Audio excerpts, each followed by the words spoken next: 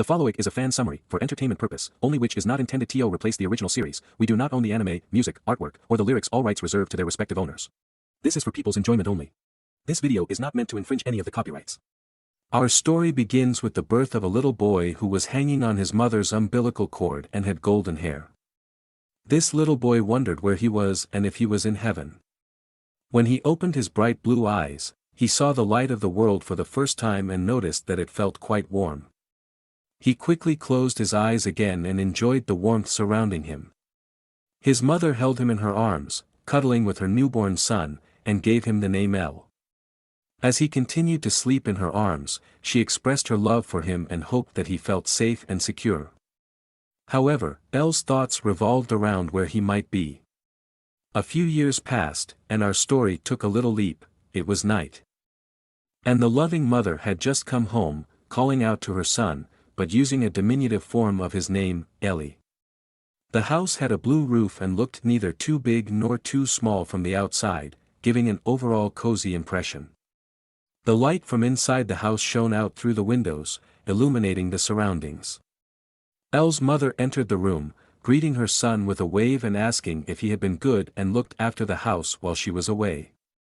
El sighed and told his mother that his name was El, and he was not pleased that she kept using the diminutive form of his name. He turned to her and explained that he didn't want to talk to her anymore if she didn't call him by his proper name. His mother was shocked and didn't want to believe it. She knelt down dejectedly and told El that she called him Eli because she found it endearing. Shocked and sad that he yelled at her, El approached his mother, touching her shoulder and trying to comfort her. His mother had to hold back tears. El told her not to cry and that she could still call him Eli if she wanted to. Overjoyed, she hugged her son and asked him if he meant it, emphasizing how incredibly sweet he was. After the hug, El went to his room, opened the door, and stood in front of a large bookshelf. He realized that whenever he spent time with his mother, he became too relaxed and lost track of time. He found this adaptability frightening and gazed thoughtfully into the distance.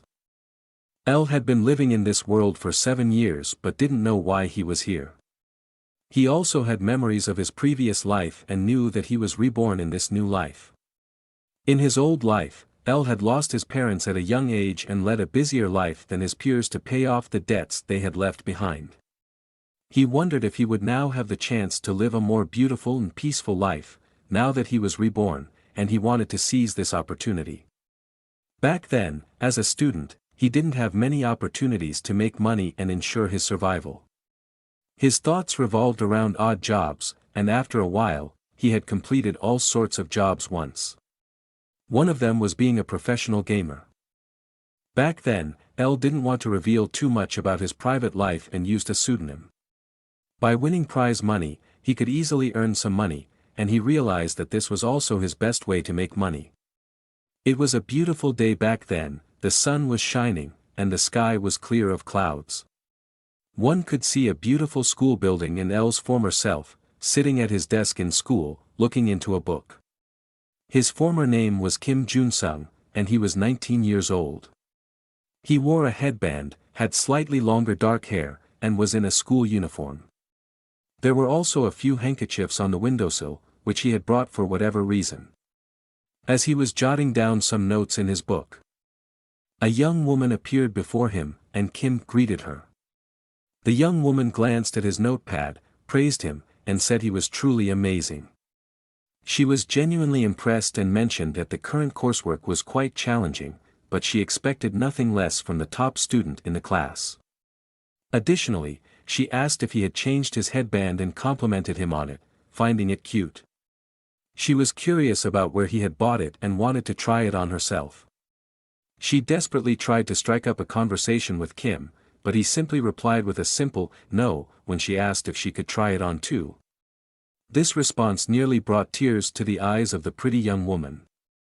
Kim had not anticipated this reaction and jumped up in surprise, waving his hands, and asked her to wait so he could explain why he said no. Meanwhile, another person was walking behind him, feeling a bit bewildered by the situation. Kim explained to her that there was a reason why he didn't want to give her the headband and looked somewhat sad. Then, the person behind him simply took off his headband, surprising him because he didn't expect someone to remove his headband without asking.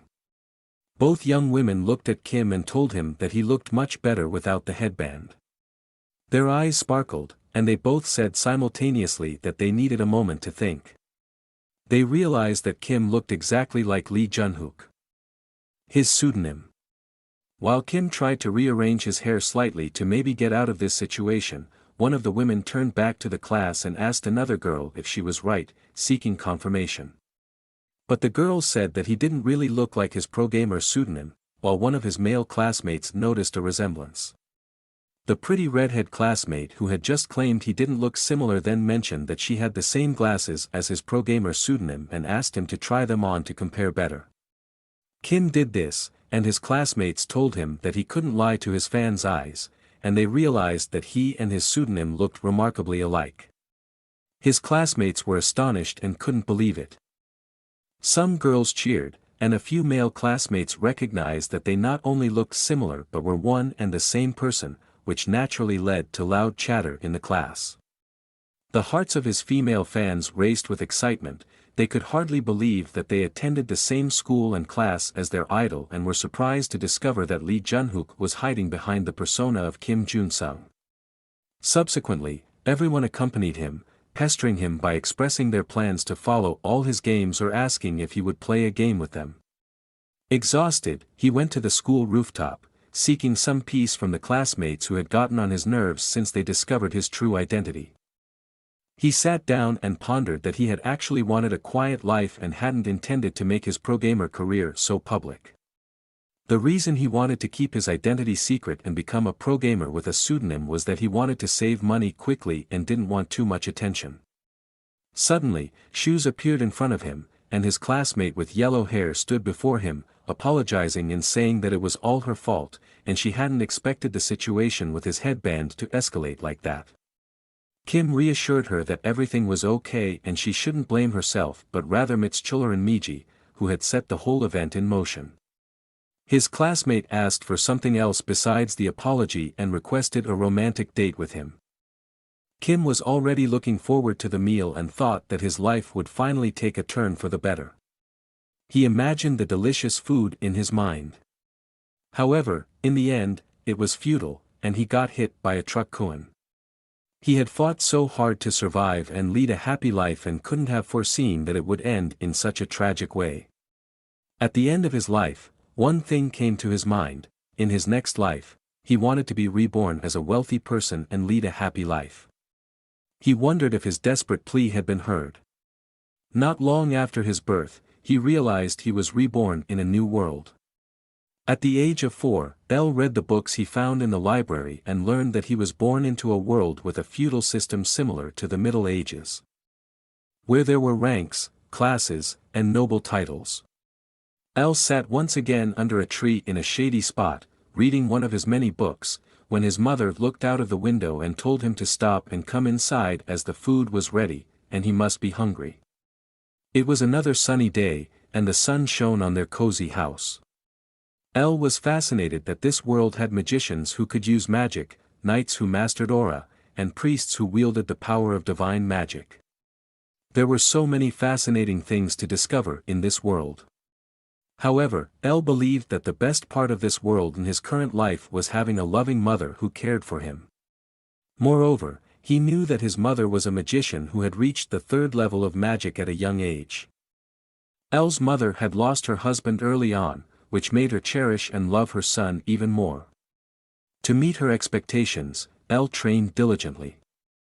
As the magic formulas in this world were similar to mathematics, and he excelled in math in his previous life, he already mastered the 2nd level of magic within 7 years. Despite his limited mana, he expected no problem reaching the 3rd level in 3 years. Looking out of the window, El saw his mother receiving a basket of leaves from an older man. He knew it was the one day each month when his mother went to the large village to sell Rosito tea leaves. His mother knocked on El's bedroom door and informed him that she would be heading to the village. She wondered what he was doing in his room and if he might be asleep. Announcing her entry, she opened the door. El had also prepared himself and expressed his desire to accompany his mother. He wore a white coat and had a small bag with him. El's mother looked at him with her big blue eyes, amazed at how adorable her son was. It took her a moment to realize what El intended, and she shook her head. She didn't want her son to expose himself to such danger. She feared that a dangerous monster might appear on the way to the village and attack her beloved son. In her mind, the image of an orc with red eyes, a pig-like nose, a drooling tongue, white hair, 2 horns, and long, unkempt fingernails emerged. El felt a bit down as he considered that his mother always had to walk this path alone, and he thought about not having told her yet that he could also use magic. He wanted to learn more about magic quickly and advance to the next magic class.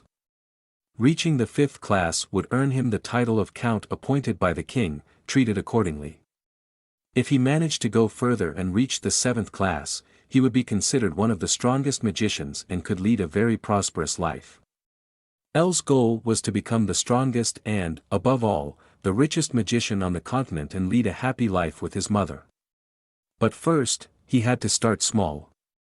He pleaded with his blue eyes and tried to act like a normal little child. He said he could protect her. His mother was deeply moved by his cuteness and had to give in since El was so sweet. However, to be allowed to come along, El had to promise to listen to her and under no circumstances do anything dangerous. El enthusiastically agreed and assured his mother that he would abide by these rules. His mother told him that she would protect him under any circumstances if a dangerous monster were to appear, and he could trust her. Overjoyed to have such a caring mother, he assured her that he had already been doing so and would entrust his life to her. El and his mother walked along a narrow, small path with occasional small stones. The sun was shining, and a forest lay ahead of them. At the end of the horizon, they could already glimpse the mountains. His mother turned to him and asked if he was tired, as several hours had passed since they left the house and set out on their journey. El told her that he was okay and that he had trained hard before, so a little walk didn't bother him. His mother agreed and admitted that he had not only been observing the magicians but had also been diligently training. El explained that aspiring great magicians needed a healthy body and a healthy mind, so one should start training their body rigorously at an early age. His mother realized that those were the same words taught by the Magician Academy about strengthening the physical body. She praised him and told him he was very clever and would definitely become a great magician. On the edge of the path, El picked a flower and showed his mother that they could use it to heal wounds and use it as a medicinal herb. She agreed and praised him again for how smart he was and how proud she was of him. As they continued on their way to the village, they passed by a small place with a bench and a table where they could take a little break and rest. El's mother told him that she had created and placed those benches and the table when she passed by this area before. El was delighted and found this little resting spot truly fantastic. His mother asked him if he liked this place. To which El responded affirmatively. Suddenly, he noticed something and pointed with his finger in a direction. He told his mother that something was there. 3 orcs appeared and said they could smell humans and were looking forward to devouring them. El's mother also noticed that the orcs were approaching them and immediately stood protectively in front of El. She was somewhat shocked that 3 orcs were coming towards them at once. She worried that her son might be overwhelmed and frightened during this first encounter and could potentially be traumatized by it. The orcs stood directly in front of El and his mother, pointing at them. They were already eager for their meal and were hungry as they hadn't eaten for a while. One of them prepared for a fight and twirled his weapon around, creating a small gust of wind. El's mother recoiled slightly and quickly turned to El, intending to eliminate the orcs swiftly as she feared El might panic. However, El stood calmly beside her and fearlessly asked if what they were seeing was an orc, comparing them to pigs. The orcs were not pleased, instead, they were angry and somewhat bewildered, just like El's mother, who noticed that he remained remarkably calm given the situation. The orcs grew even angrier and screamed through the forest, claiming that they did not look like pigs. In response, El's mother focused on the fight, extending her hands forward and channeling some mana in them, creating a small flame that quickly grew larger. She agreed with El that there was no reason to be afraid and promised him that the orcs would not come near them. The flame continued to grow, forming into a large fireball. El's mother looked confident and strong, calling forth her magic, saying, "Fireball." El was quite amazed when he saw his mother's magic and realized that this fireball spell was a class 3 magic.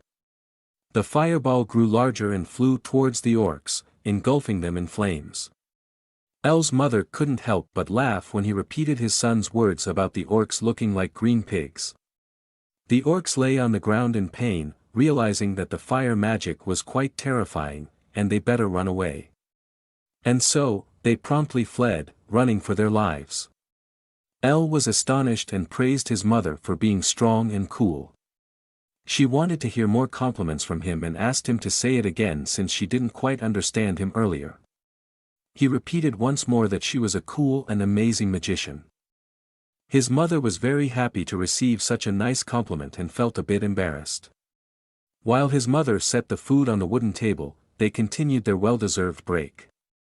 She asked El why he wasn't afraid of the orcs. He explained that they looked like green pigs, and he had no reason to be afraid as they appeared quite funny. His mother explained that the orcs ran away because of the fire magic and their fear of it. She also warned him that there were even scarier monsters out there, so he should continue to be cautious as they moved forward. El listened attentively to his mother's advice but also enjoyed a delicious sandwich she had prepared for him before they left. She also informed him that there might be trolls nearby, known for their great regenerative abilities, making them difficult to defeat. Besides trolls, there were also ogres, rumored to be as strong and sturdy as castle walls. El asked his mother if she could easily defeat these types of monsters, and she confidently confirmed. She provided El with more information, such as the value of troll blood as a valuable potion ingredient due to its regenerative properties. As for ogres, their leather was highly valuable but challenging to obtain due to their strength. El's mind started to picture the potential earnings he could make from these materials. His mother cautioned that these monsters were rare and not easily found. But he should still be cautious. El, still enthusiastic about the money he could potentially earn, assured his mother that he would be careful. She touched her son's nose with a finger and playfully booped it, assuring him that she would always protect him, and he didn't need to be afraid because she would be there for him. She mentioned that their destination was a city called Ainhart, and it would take about 3 more days to get there. She tucked a strand of hair behind her ear and asked if he could hold out that long. El confidently said he could indeed endure it and that she shouldn't worry because he was strong. His mother praised him and thought he was cool.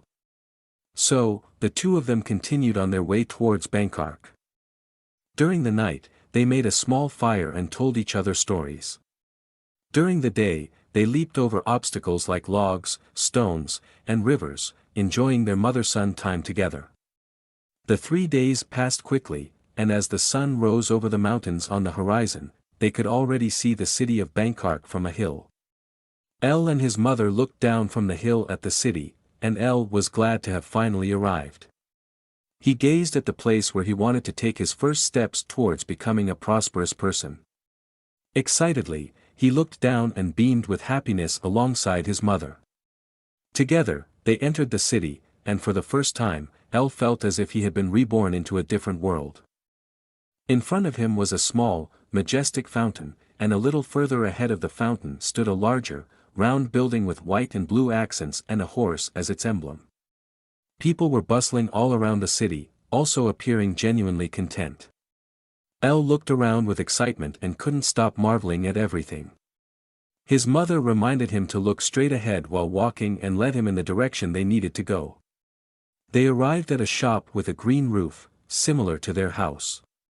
The store had a cozy ambience and bore the name Dible Store. Its owner was a blond man with green eyes, coincidentally named Dible. He looked cheerful, greeted El and his mother, and mentioned that he had been expecting them. El's mother replied that it had been a while and that she was also delighted to see him again. El peeked shyly from behind his mother and formed his first impression of the shop owner.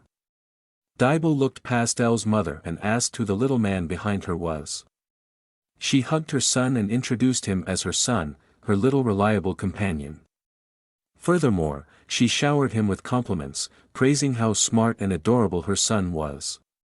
El felt a bit uncomfortable being suddenly pulled into her arms. Dibble bent down slightly to get a closer look at El and said he was very pleased to meet him. He also mentioned that he had heard a lot about him and how brilliant he was. Suddenly, something clicked for Dibble as he observed El. Dibble looked into El's eyes and noticed that the color of his eyes was somewhat different from other children his age. Dibble felt as if El's gaze was assessing him and seeing only money.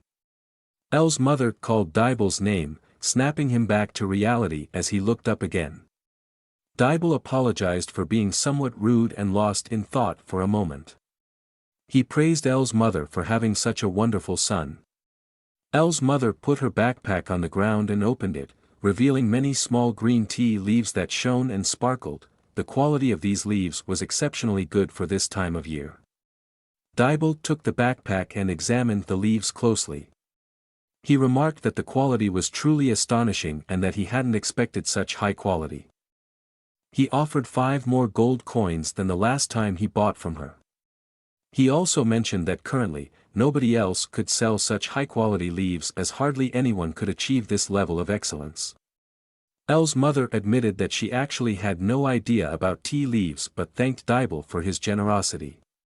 While El enthusiastically examined the books in Dibble's store, Dibble explained to his mother that nowadays he was more profitable thanks to her. He emphasized that they both benefited from each other and she need not worry if he paid her a little more sometimes. El picked up a book and pretended to read it but continued to observe the interaction between Dibble and his mother.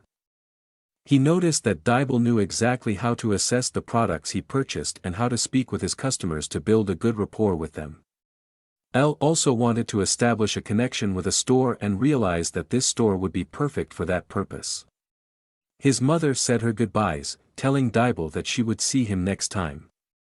She asked her son, El, to accompany her, and he put away his book, saying he would come along. Dibble sat down in his chair and pondered.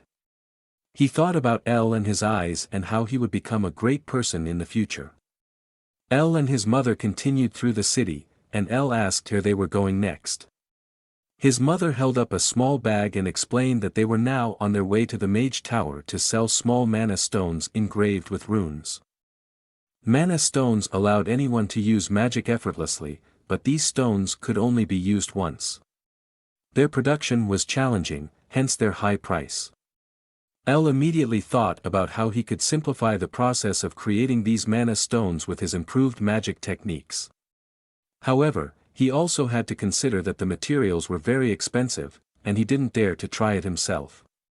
While contemplating what he wanted to do next, his mother told him that the Mage Tower was known for selling grimoires and various other materials. El snapped out of his thoughts and asked his mother if he heard correctly, if he could buy grimoires there in the tower. In the Mage Tower, it was possible to buy grimoires of higher classes that were not readily available in the village. There were even grimoires of the 9th and 10th class, although no mage on the continent had ever reached the 10th class. El was shocked to hear that there were books of the 9th and even 10th class there. Usually, he wanted to grow up quickly and lead a happy life with his mother, but now his plans had slightly changed. He told his mother that he would like to buy books of the 8th and 9th classes at the Mage Tower, and his mother began to laugh and praised him for always working so hard. It didn't take long until they arrived at the Mage Tower in Banzark. The Vice Master of the tower warmly greeted El's mother and him. The Vice Master wore several golden rings on his hand and a purple robe. El's mother bowed and greeted him as well, while El wondered who this man might be. The Vice Master explained that he had been wondering when they would arrive and that he had been expecting them. El's mother handed him an engraved mana stone, which the Vice Master examined closely. He praised El's improved skills and was impressed with the quality of the offered stone. She thanked him for the compliment. El attentively watched the Vice Master inspecting the stone. When the vice master noticed that L was listening, he asked who the child was, grabbed L by both cheeks, and almost squeezed his face together. He realized that L was his mother's son and understood why he looked so good. L didn't look very happy and didn't want to be touched by the vice master. Finally, the vice master decided to let go of L, introduced his own son, and called him Cedric. Cedric turned around, wearing a small cap and red clothing. The vice master mentioned that Cedric was 12 years old and had already mastered the first level of magic. He was visibly proud of this fact. L's mother also expressed excitement and remarked that it was amazing, as strangers often say to not offend their children. The vice master asked Cedric to demonstrate his magic and use a spell called Energy Ball.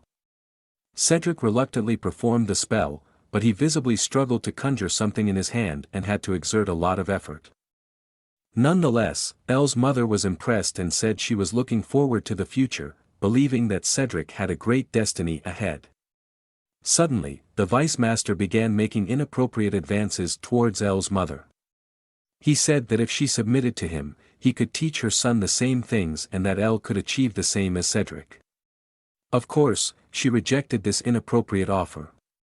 After being turned down, the vice master said she shouldn't take it so seriously and that it was just a joke, like someone does when they face rejection. L became angry that someone was making advances towards his loving mother and couldn't accept her rejection. Originally, L hadn't planned to showcase his abilities until he turned 10 years old. But under these circumstances, he couldn't hold back any longer. He declared that he was capable of doing the same thing Cedric had just demonstrated, which surprised everyone and turned their attention to L. Shocked, L's mother, the vice master, and Cedric looked at him. L's mother asked him what he meant by that and urged him not to lie and explain why he would say such a thing. Suddenly, a strong mana gathered around him. He stretched out his hand and cast the same energy bolt spell Cedric had shown earlier. But unlike Cedric, L wasn't as exhausted, and his energy bolt absorbed more and more mana from outside the tower, significantly enhancing his spell, making it larger. In control, L then halted the spell, astonishing the vice master and scaring Cedric. L's mother sat shocked on the floor, unable to believe what she had just seen. She immediately got up, hugged her son, and said he was the best. She asked him when he had learned it and how cool he was, showering him with many compliments. Suddenly, the two of them heard something and fell silent for a moment. Another person opened the room and entered, where all the other participants were present. This person asked loudly who had just cast and demonstrated that magic. The vice master explained that it was the tower master. L was astonished that this old man was the master of the tower. He sensed the incredible amount of mana surrounding the tower master and realized that this was the strength of a 7th class mage. The tower master looked down at L and asked if he was the one who had just cast the magic. He referred to L as an odd little rascal, as his eyes were not typical for a child his age. L asked what the tower master meant by that. The tower master explained that a wise man could see the inner self of a person just through their eyes. L pondered over these words, the inner self of a person. Then, the tower master turned to L's mother and asked if she was the one who had brought him. She bowed and confirmed it. The tower master then said he would borrow her son briefly and disappeared with L into another room above the tower. Both sat at a table in the midst of a large library in the master's private chambers. The tower master wanted to get straight to the point and explained that the magic L had just cast corresponded to the 1st class. However, he also recognized that L's mana response was at higher classes. Furthermore, he noticed that the casting time was extremely short and asked how L had achieved it. The tower master explained that the 7th class of magic was comparable to a swordsman but had to admit that magic during a battlefield fight was limited. L listened intently, and the master continued, explaining that mages would be helpless and quickly die if a knight was fast enough. Then he asked L if he would reveal his method to possibly prevent this. L grinned and asked the master if he thought he was an idiot. Laughing, he asked him if he would simply divulge such a significant secret technique he possessed without getting something in return. The master stroked his long beard and said that L was a cheeky child but considered what an appropriate payment might be. L folded his hands in front of his face and asked eagerly if the master had already thought of something he might like. The tower master told him that he would give him 10,000 gold pieces, which should be enough for even his descendants to live on. However, L didn't want such a large sum as he currently didn't need it. Instead, he wished for help here and there and, therefore, declined the tower master's offer. He said that he would prefer books of the 8th and 9th class and also a few mana stones, as that would be sufficient for him. The tower master was surprised that the mana stones would suffice and asked if L was serious. L confirmed this and explained that this was what he needed the most at the moment. The master considered what L could be planning to do with the mana stones, and while he didn't know exactly, he recognized that there must be a reason for it. Therefore, he agreed and prepared 100 mana stones along with the books. They shook hands and confirmed the deal with each other. L thanked him with a smile and affectionately called the tower master Grandpa. He was a little surprised and called L a clever fox as a large amount of mana swirled around them. The tower master wondered why it was so difficult to deal with a young child who was only 7 years old and noted that it felt more like he was talking to a great mage. L looked up at the tower master, listened to him, and couldn't help but laugh when he said he was talking to a great mage. L placed a finger on his lips and asked the tower master to keep everything he had seen today a secret. When L and his mother returned home, she asked him where he had learned that magic and how he had learned to cast it so quickly. L explained that he had learned the magic using magic books at home and, additionally, through mana response training. He had also developed his own formula to cast spells faster. In his previous life, he had used the time after work, when he was supposed to sleep, to study because he didn't just want to go to a good college but to lead a better life. Of all the things he had studied back then, he had enjoyed mathematics the most because it was something concrete, and he found joy in solving difficult problems and feeling satisfaction afterward. However, magic formulas were much more challenging than math problems. At that time, he had been able to reduce the casting time with the acquired knowledge. But since he couldn't teach his mother Earth mathematics, he had to teach her a modified method that was still very effective. She was amazed at how quickly the spell casting time could be reduced without losing strength. L's mother hugged him and asked him to teach her even more so she could become an excellent magician. Thus, 2 more years passed, and his mother became a 4th-class magician. They had also moved closer to the magician tower in Banzark. One day, as they were heading to the magician tower as usual, they had an unusual encounter. They saw a group of people in black robes, leading 2 girls on chains. One of the girls had white hair, and the other had red hair. They overheard one of them saying that today was a good day because they had captured 2 at once. Both girls wore metal collars around their necks with chains attached. One of the men, holding one of the chains, became impatient and struck the white-haired girl. Suddenly, a stone flew from behind and hit the man who had just tried to hit the young white-haired girl on the back of the head. Angrily, L and his mother stood there, and L asked what they planned to do and ordered them to stop immediately. The men in the robes asked who they were and told them to stop interfering in their work. However, L's mother was not one to simply walk away after witnessing something like that.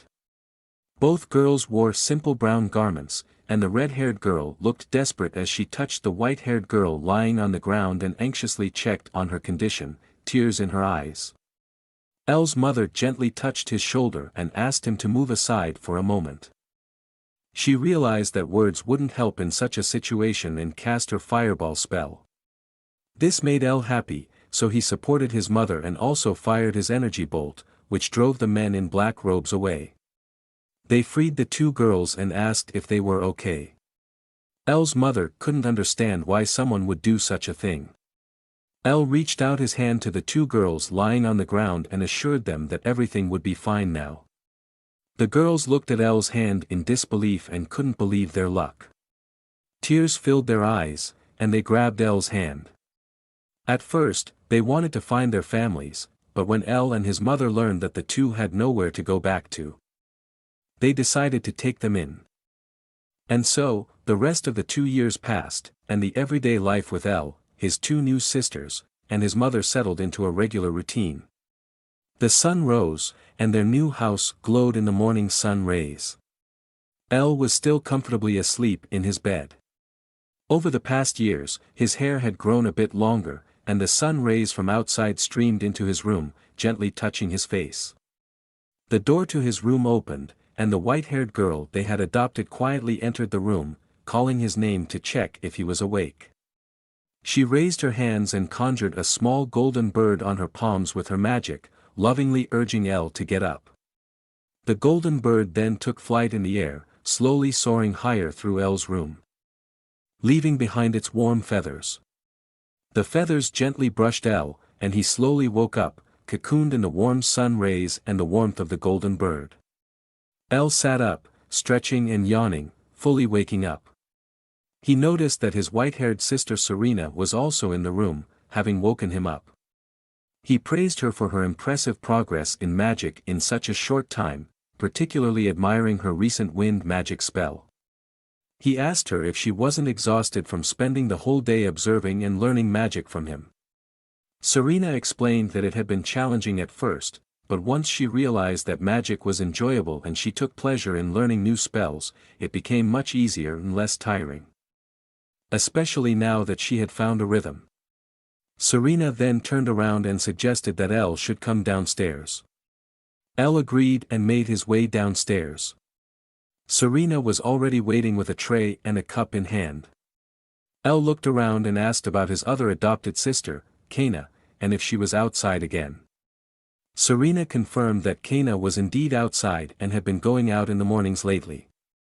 A few minutes later, the front door opened, and Kaina stood in the entryway, holding a sword in her hand, peering into the cozy home.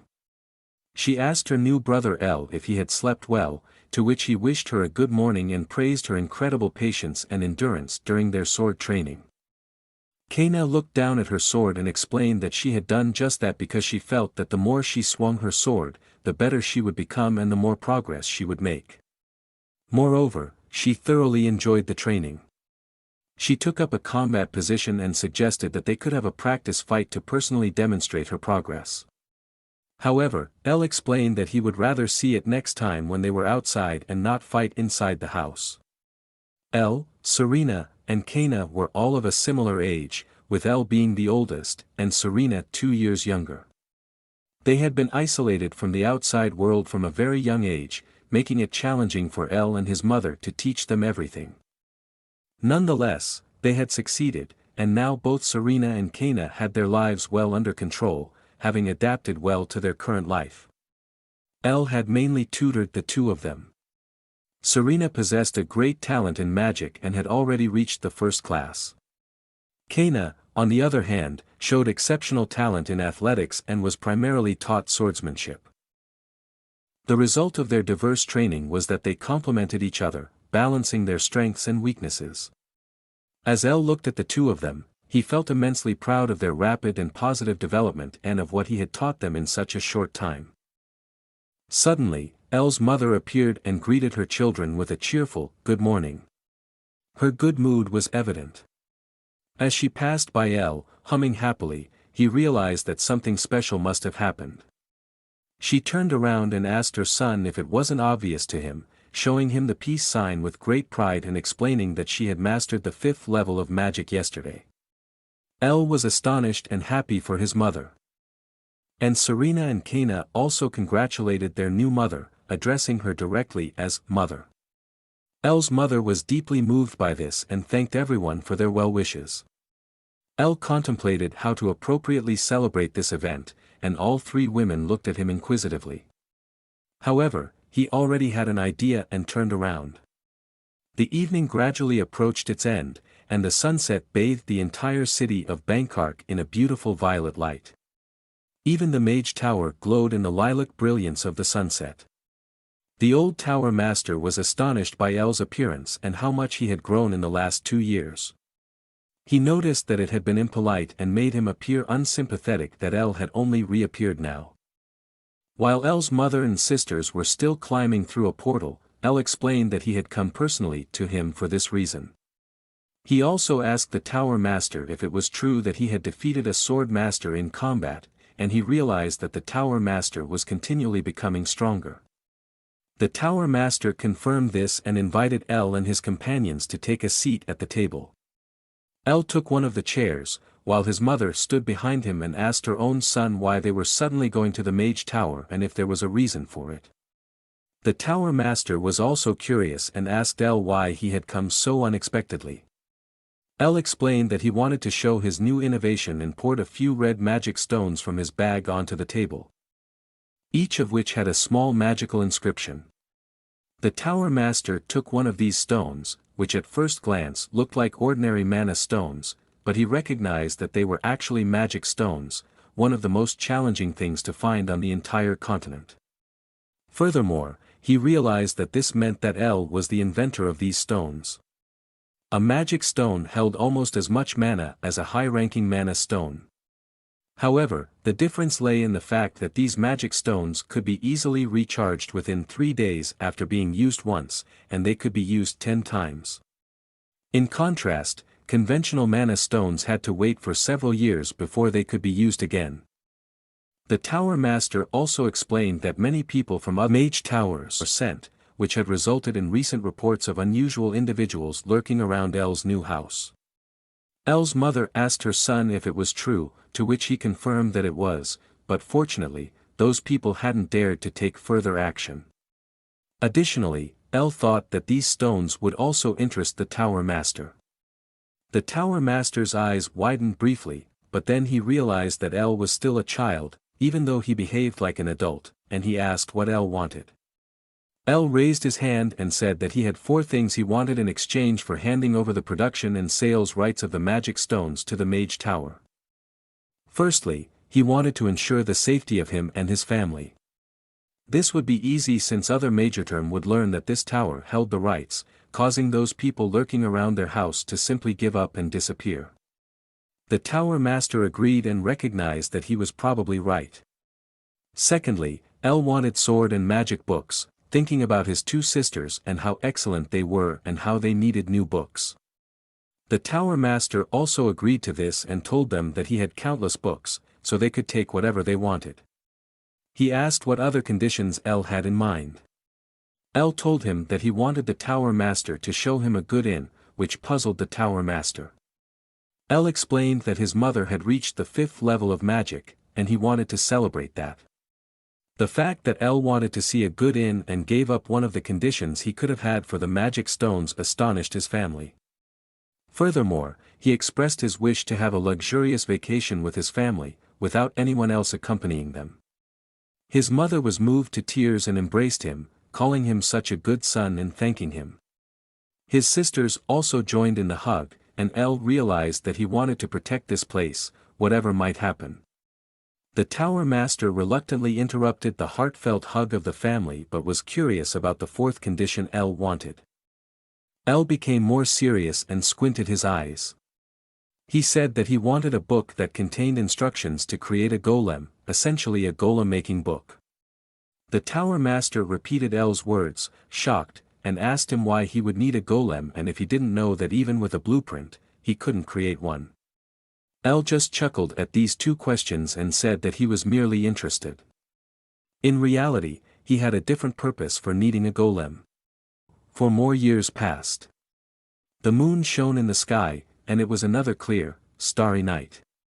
2 male figures stood in front of El's house, knowing that it belonged to the inventor of the magic stones. They explored the surroundings and discovered that there were no magic traps set around the house. They thought that the residents of this house in the city of Bangkok, along with their magic tower, were perhaps too trusting and had neglected their defenses. They hid behind a narrow hedge and discussed their further plans. One of the men initially believed that the mission would be difficult, as they were supposed to capture the inhabitants alive and unharmed. However, now that they had observed no defensive spells, he thought it would be a straightforward task. The other man asked what would happen if the residents resisted. In response, his comrade drew his sword, making it clear that it wouldn't end well in such a case. He stated that he would kill them all like assassins, regardless of the mission's objective, and his face bore an intense warning expression. Suddenly, El appeared before them, stating that it was a good idea, leaving the two observers shocked. Before they could react, they noticed something behind them and turned around. They saw several armored golems already surrounding them. Panicked, one of the attackers jumped up and screamed, attacking one of the golems with his sword. The golem remained unfazed, and the sword shattered into smaller pieces upon impact. The man looked down at his broken blade, realizing he was in a hopeless situation. His friend also observed the failed attack and recognized the dire circumstances. In desperation, one of the attackers fell to his knees, and both wondered how such an overwhelming defense force in the form of these combat golems could be standing in their way. The golems took care of the attackers, removing their bodies from the house. El praised the golems for their performance and watched as one of them carried the bodies away. He then turned to the other two and realized that his golems, even in their unfinished state, were relatively strong and agile. He briefly remembered when he had requested the golem-making book from the Tower Master in the past, retreating to the workshop to focus entirely on golem production. He also recognized that these golems were more suitable for defense and could already handle individual tasks well, but seeing the blood on the floor made him aware that they were still a bit far from perfection. El raised his hand and performed some magic, creating a blue magic circle around him, lifting and vanishing the blood on the floor. He shook his hand slightly, stating that it should be enough, as he didn't want his mother or his sisters to notice anything. His sister was busy preparing some eggs in the pan, getting breakfast ready. She greeted El, who thanked her for making breakfast. As El leaned on the counter, Serena said it was no problem and that she enjoyed cooking. Kaina also greeted them, and both El and Serena turned to look at her. They greeted her too and asked if she had just returned from training.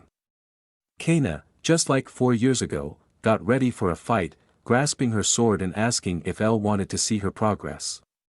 He said he would like to see it later, but it wasn't the right time now. El was glad that both of them hadn't changed over the years, but he looked around, wondering where his mother was. Suddenly, he and Serena noticed something. El's mother lifted a small flame in one of her hands and then raised another hand, transforming the small flame into a larger fireball. She realized the fire was getting out of control and tried to regain control before it disappeared. However, she couldn't manage it, and the fireball returned to its initial small flame, causing her to fall to the ground from exhaustion. Suddenly, El's mother heard El's voice, and she was somewhat surprised by where it was coming from. She looked up and recognized her children standing before her, informing her that breakfast was ready and that they wanted to have breakfast together. El's mother apologized and said she wanted to do some more training first.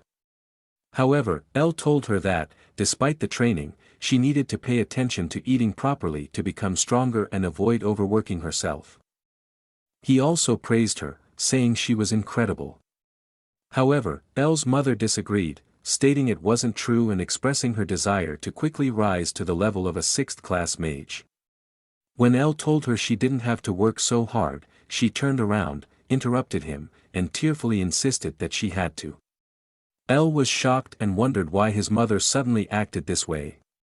He realized that his mother wasn't behaving normally and wondered if something had happened. He recalled a technique he had used in his previous life to increase his focus. Although he had intended to keep it hidden from his mother and sisters, he realized he couldn't do so any longer. He told his family, who looked puzzled, that he would show them the hypogastric breathing technique.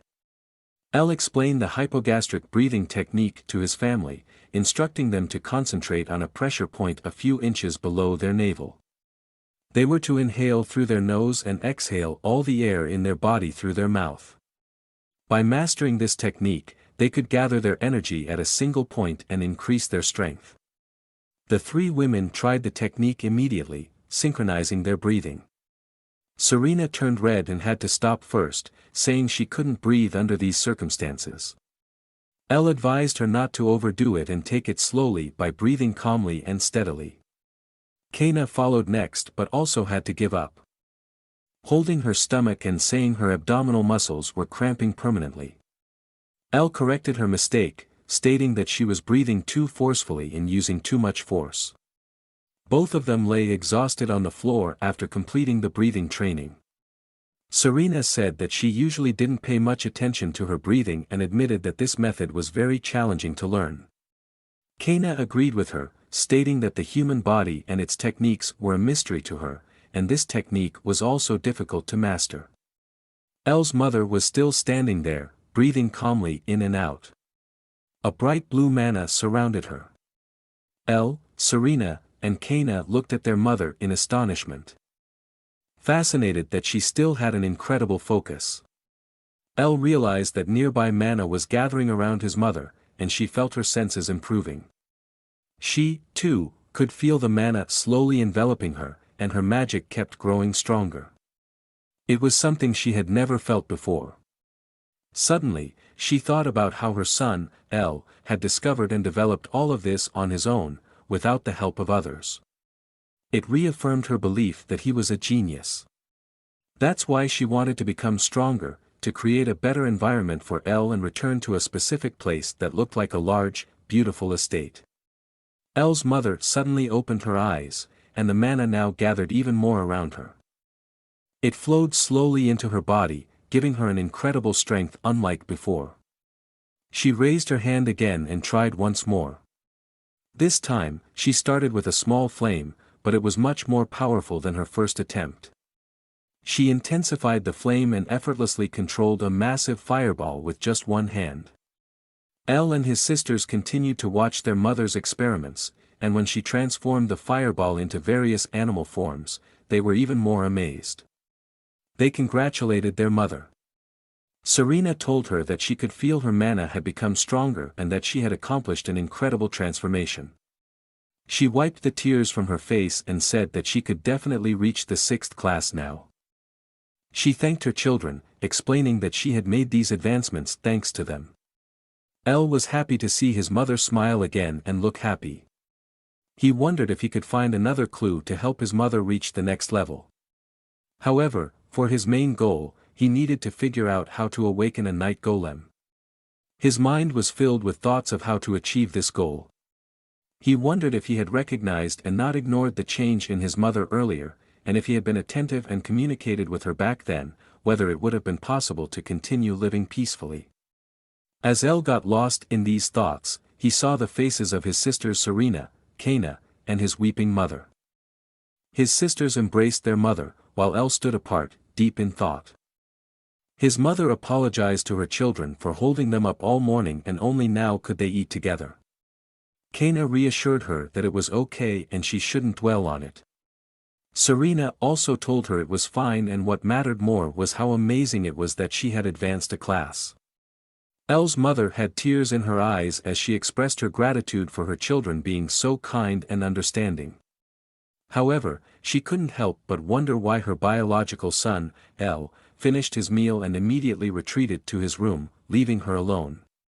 She felt sad that Elle spent all his time locked in his research lab, working alone, and she couldn't even say anything about it. Serena and Kaina didn't know what to say to their mother. Elle sat alone in his research lab, surrounded by several books and papers.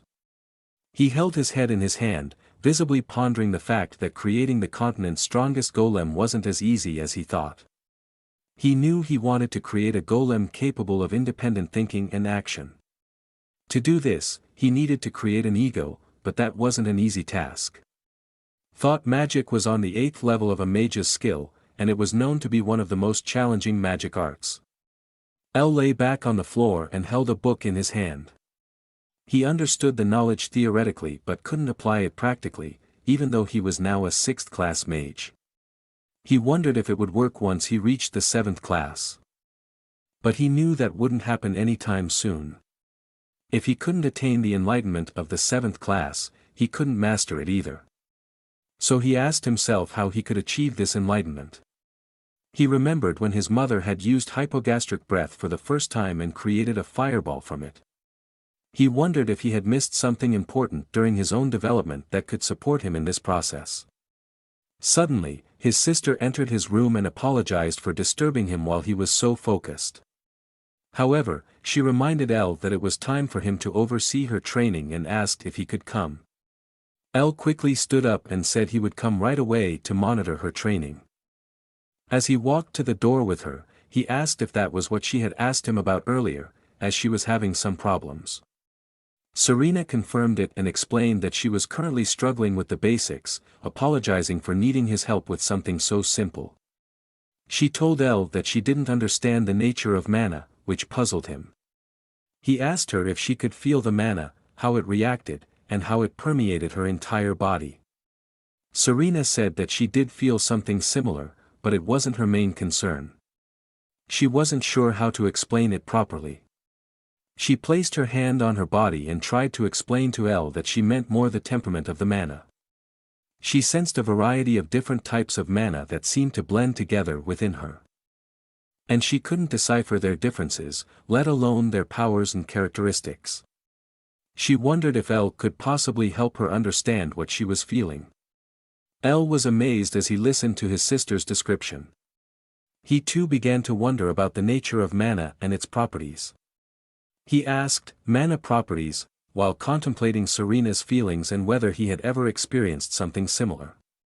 Elle turned around and went to a small box on his desk, rummaging through it until a few blue mana stones spilled out. He placed one of his hands over the stones, closed his eyes, and used some of his magic. He noticed that each stone had distinct properties, not just one or two. But every single one had its own set of qualities that mixed together to form a type of mana. Excitedly, he looked up and wondered how he could have overlooked something so fundamental, considering that mana had various attributes. He moved his hand to his body, eager to learn more and experiment. He once again channeled his magic, and when he opened his eyes, he was utterly amazed. He saw a starry sea-like landscape in his mind. He recalled a revelation he had in a game he played in his past life, where understanding the properties of each unit during a raid was crucial. By grasping these attributes, he could utilize their strengths perfectly, creating powerful combinations with other traits. It had been his specialty at the time. He realized that the same principle applied to mana as it did to the units in that game. He recognized that he should be capable of crafting potent magic depending on how he combined the individual properties. Lost in thought and completely ignoring his sister, he mumbled to himself that he needed to try it out immediately. Serena was somewhat puzzled and wondered what he meant by that. Elle extended his hand again and once more channeled his magic. A magical circle appeared beneath his hand, and the mana stones began to levitate, emitting a soft glow corresponding to their attributes. Slowly, the different properties of the mana stones started to attract one another. And they converged at a single point. Now, Elle raised his other hand, intending to merge the mana stones together. However, it proved more challenging than he anticipated, and he visibly strained to maintain control. He realized that if he continued in this manner, the uncontrolled power of his unfinished spell would rebound on him. He needed to calm himself and apply hypogastric breath to regain control. Elle knew that reaching the 7th grade wouldn't be easy, but he was determined to give his best for his ultimate goal and would put forth everything in his attempt to achieve it. Suddenly, his spell broke, and the mana crystals floated aimlessly. Elle collapsed to the ground and was momentarily knocked out. When he opened his eyes again, he saw Serena's small golden bird. Reflexively, he slowly reached out to catch it. Serena repeatedly called her brother's name, hoping he would wake up. Eventually, Elle opened his eyes and saw his sister's tearful face above him, asking if he was all right. Rubbing his face to clear his head, he asked why he was lying on the ground. She explained that the wind had gathered around him, causing him to collapse. She had been very worried as he was lying motionless and unresponsive. Serena asked again if he was really okay. Elle had fully regained his composure and assured her that everything was all right. He informed her of the more important news that, thanks to her help, he had managed to become a 7th grade mage. Only because she made him aware of feeling different types of mana, he was able to combine them to fill in the missing piece. El thanked his sister. Serena looked at her brother with fascination, unable to believe that his class had increased because of her seemingly trivial question. She had to admit that her brother was truly remarkable and worked very hard. El already had the next book in hand and was reading again. Serena approached him once more, curious about what level of magic he had mastered. As she looked into his eyes, she felt a magical power from him that was even greater than their mother's. El asked her to keep it as a secret and not tell anyone about what she could feel, without revealing the exact class. Serena understood that it must be about a pretty high class, which astonished her even more. Now that El had reached the 7th grade, he knew he could proceed with his plans to create a golem that could think and act independently. He was now much closer to achieving his goal of creating the strongest night golem on the continent. El's mother sat on a small rock on the hill in front of their house, looking down at her home. She brushed a strand of hair from her face and realized it was a beautiful and peaceful spot where they had spent some lovely times together. However, she couldn't help but think that they might have to leave this place soon. She held a small pendant in her hand and looked at a picture inside it. With tears in her eyes, she addressed the image of her husband, Rian, in the locket, asking him to continue watching over their son, El, as he would soon turn 17, and she had to make a decision for him. Fully focused, El was carefully portioning something, sprinkling smaller particles from his hand. Serena watched the whole spectacle, holding her breath in anticipation. She was also curious to see if El could execute his plan perfectly. Suddenly, he called out that he was done and proudly presented his perfectly salted soup, simmering away in a black pot. The steam rose beautifully, and its aroma spread evenly and gently throughout the room. Serena expressed her excitement, saying that the soup El had cooked looked really good, and she couldn't wait to try it. Serena, Kaina, and El's mother sat at their table, enjoying the soup El had prepared for them, with El's seat being the only one empty. El's mother was also delighted with the soup her son had prepared and complimented him on the taste. She also asked if there was anything he wasn't the best at. Kaina was equally thrilled and wore a very contented expression as she focused entirely on the food. El's mother turned to him, and he turned back to her, even though he was in the midst of preparing another dish for his family. His mother told him that she actually wanted to cook something for him on his 17th birthday. El, still preparing his dish, replied that it was okay. He really enjoyed cooking and had fun doing it. In his previous life, he had to take care of himself and cook alone for 10 years, so it was a change of pace to cook for someone else, which could be enjoyable at times. Besides, it made his loving mother very happy, which was another reason why he did it. He looked genuinely happy as he told his family that the new dish was ready, and they should try it. It was fried rice with egg, beautifully presented. El had to pause for a moment because it wasn't easy to prepare kimchi fried rice in that place. He had to search everywhere for rice, cabbage, and the right spices, but once he found everything, he used some of his magic to create the kimchi in all its glory. El wondered how his sisters and his mother would react to his home-cooked meal and turned to them to see their reaction. Everyone was delighted, with smiles on their faces as they enjoyed the dish. El was also thrilled and happy that his home-cooked meal was so well received by his new family, and he cheered in response. Even though it was a bit spicy and hot, his family couldn't stop eating and wanted seconds. Once everyone was finished, El set about washing the used plates until they sparkled.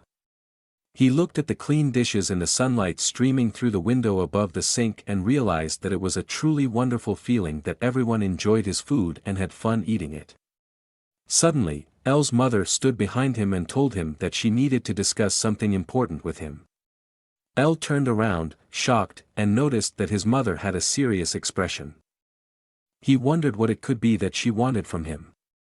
He said he would listen to her and followed her into her room. El stood by the window while his mother sat on a chair. The atmosphere in the room was heavy, not as cheerful and affectionate as usual in their house. El looked up, wondering why his mother wasn't saying anything. He wondered if it was about a difficult topic and she needed time to gather herself before addressing it. He gazed at his sad, silent mother, and a thought crossed his mind that she might know about something he had done back then and wouldn't approve of it. However, he quickly dismissed the idea, knowing that couldn't be the case. El's mother clenched her fists and confessed that she had been keeping something hidden from him. She continued, revealing that it was about her past and his father. Now that he was old enough, she wanted to tell him the whole truth. With courage, she explained that she was actually the daughter of the Marquis Ainhart family from the Bliard Kingdom, and her full name was Cilfir von Ainhart. This news astonished El, and his facial expression showed a shocked reaction. He couldn't believe he had just heard the words, Bliard Kingdom and Ainhart. Among the hundreds of nations on the continent, the Bliard Kingdom was one of the 5 strongest nations. Moreover, the Marquis Ainhart family was a family of magicians that produced countless excellent mages. The head of the family, Marquis Ainhart, was almost reaching the 8th grade, while his son, an expert of the 7th grade, also held power over the kingdom. El knew this family was a true elite family. El stood at the open window, looking at his mother's pendant. He had to admit that he had been wondering where she got it all this time. It was an artifact that only magicians of the 7th grade or higher could create. Moreover, all the books in this house were very difficult to obtain unless one was an aristocrat or a mage from a renowned family. El's mother continued her story, revealing that she lost her mother just 4 days after her birth and was raised by her much older brother and strict father. She also explained that she was promised to the prince of the Bliard Kingdom at the age of 7. But all she wanted was freedom, she didn't want to be restricted by anything. She just wanted to live as she had always wished. At that time, she met Rian Luvius and fell in love with him. Rian was a magician for her family, though not particularly outstanding or handsome. Still, he was someone who gave her hope and made her dream of freedom. Rian also told her back then that she should have more confidence in herself. Normally, Cilfir was supposed to marry the prince once she reached the age of 16.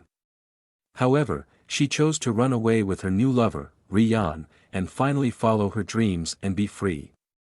Even when they were pursued by her family during their escape, they were happy as long as they were together. They led a simple life but were captured by her family relatively quickly within a year, and Cilfir ended up in a small, uncomfortable cell.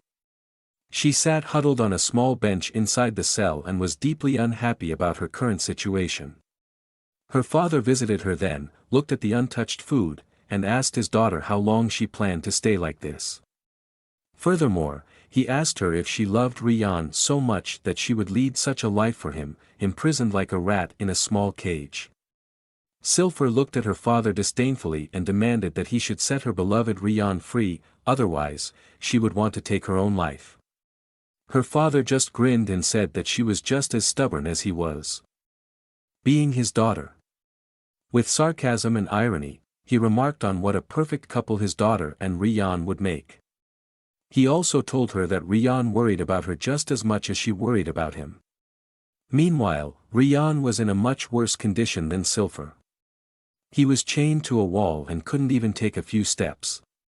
Moreover, he was wearing only old, tattered, dirty rags and looked visibly exhausted from standing for so long. However, the only thing on his mind was Cilfir, and he kept asking if she was okay. Her father wasn't entirely sure and asked if they always thought of each other like this. Then he revealed that he planned to let her friend go. This surprising turn of events astonished Cilfir. Her father said that she was still a part of his precious family, after all. Cilfir believed her father and looked at him with shining eyes, as if he were a knight in shining armor, and she had hope again that she would be reunited with her friend Rian. Shortly after, 2 guards brought Rian to the garden of her family's estate, and there was a touching reunion between the two. Cilfir ran to her friend immediately, and they couldn't believe they were seeing each other again. Cilfir apologized to him for the situation he had gotten into because of her and asked how Rian was doing. He said he was doing alright but questioned whether he heard correctly that she would stay here because of him. Rian didn't like that and remarked that it sounded like she was being held hostage. Cilfir put a finger to his lips, silencing him. She said that thanks to his help, she could live a free life, and even if that freedom was only temporary, she confessed that she had been truly happy with him. With tears in her eyes, she pleaded with her beloved Rian to leave this place and live a happy life because she didn't have the confidence to live in a world where he didn't exist. Rian was moved by Cilfir's words and looked at her affectionately. He gently placed his forehead against hers, and both of their tears ran down their cheeks, shining like stars in the night sky. Rian told her that even if they were to part, they should be forever connected no matter what happens.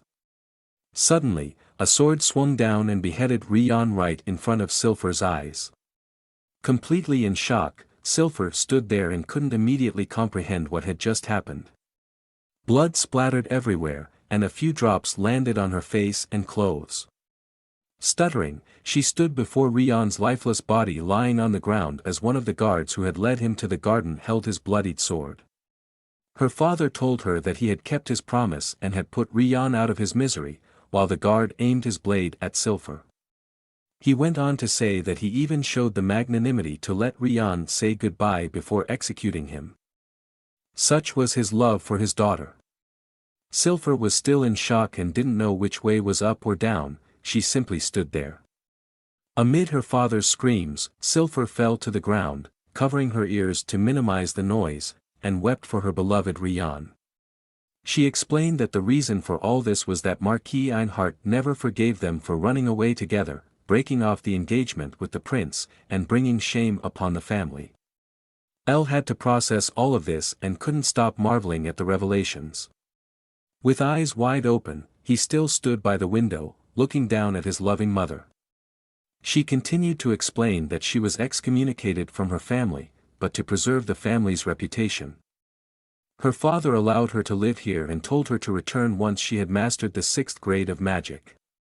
The warm sun shone through the small window behind Elle as he listened to his mother. She said that after Rian's death, she initially thought of ending her life here but then realized she was pregnant with his child. This shocked him once again. His mother went on to say that this was the greatest joy she had felt in a long time and that she wanted to do everything to make her beloved son happy. She wanted to give her son all the good things in the world, and that was what she wanted to live for. With a very determined look in her eyes, she told Elle that she intended to reclaim the name Ainhart. Elle was once again a little surprised but didn't say a word. His mother stood up from her chair and explained that she had now mastered the 6th grade and that her family would take her back. She extended her hand to Elle and continued to explain that the Ainhart family estate was the best place to learn everything about magic and that she could provide him with a better learning environment there. She asked him to come home with her. Elle didn't know what to say and was still completely in shock. It took a moment before Elle asked his mother why she wanted to go back to her terrible family. He told her that she could stay here as she was a 6th grade master of magic and could receive a title. He asked her again why she wanted to return to the Ainhart family. Clearly, Elle didn't understand why she was so eager to go back to her terrible family. His mother then explained that aristocrats here in this nation were treated somewhat differently, but the Bliard Kingdom was the strongest nation on the continent, and the Ainhart family was on a similar level to the royal family. Moreover, she told her son, as she clenched her fist resolutely, that she wanted to make sure he could reach his full potential and that she could provide him with the best possible environment. She looked at Elle more self-assured than ever and asked him to think about her decision. Elle had to consider it for a moment. Then calmly exhaled and said with a smile on his face that he would accompany her. This visibly pleased Elle's mother, and her face lit up as she looked at her son with her blue eyes and heard his decision to accompany her.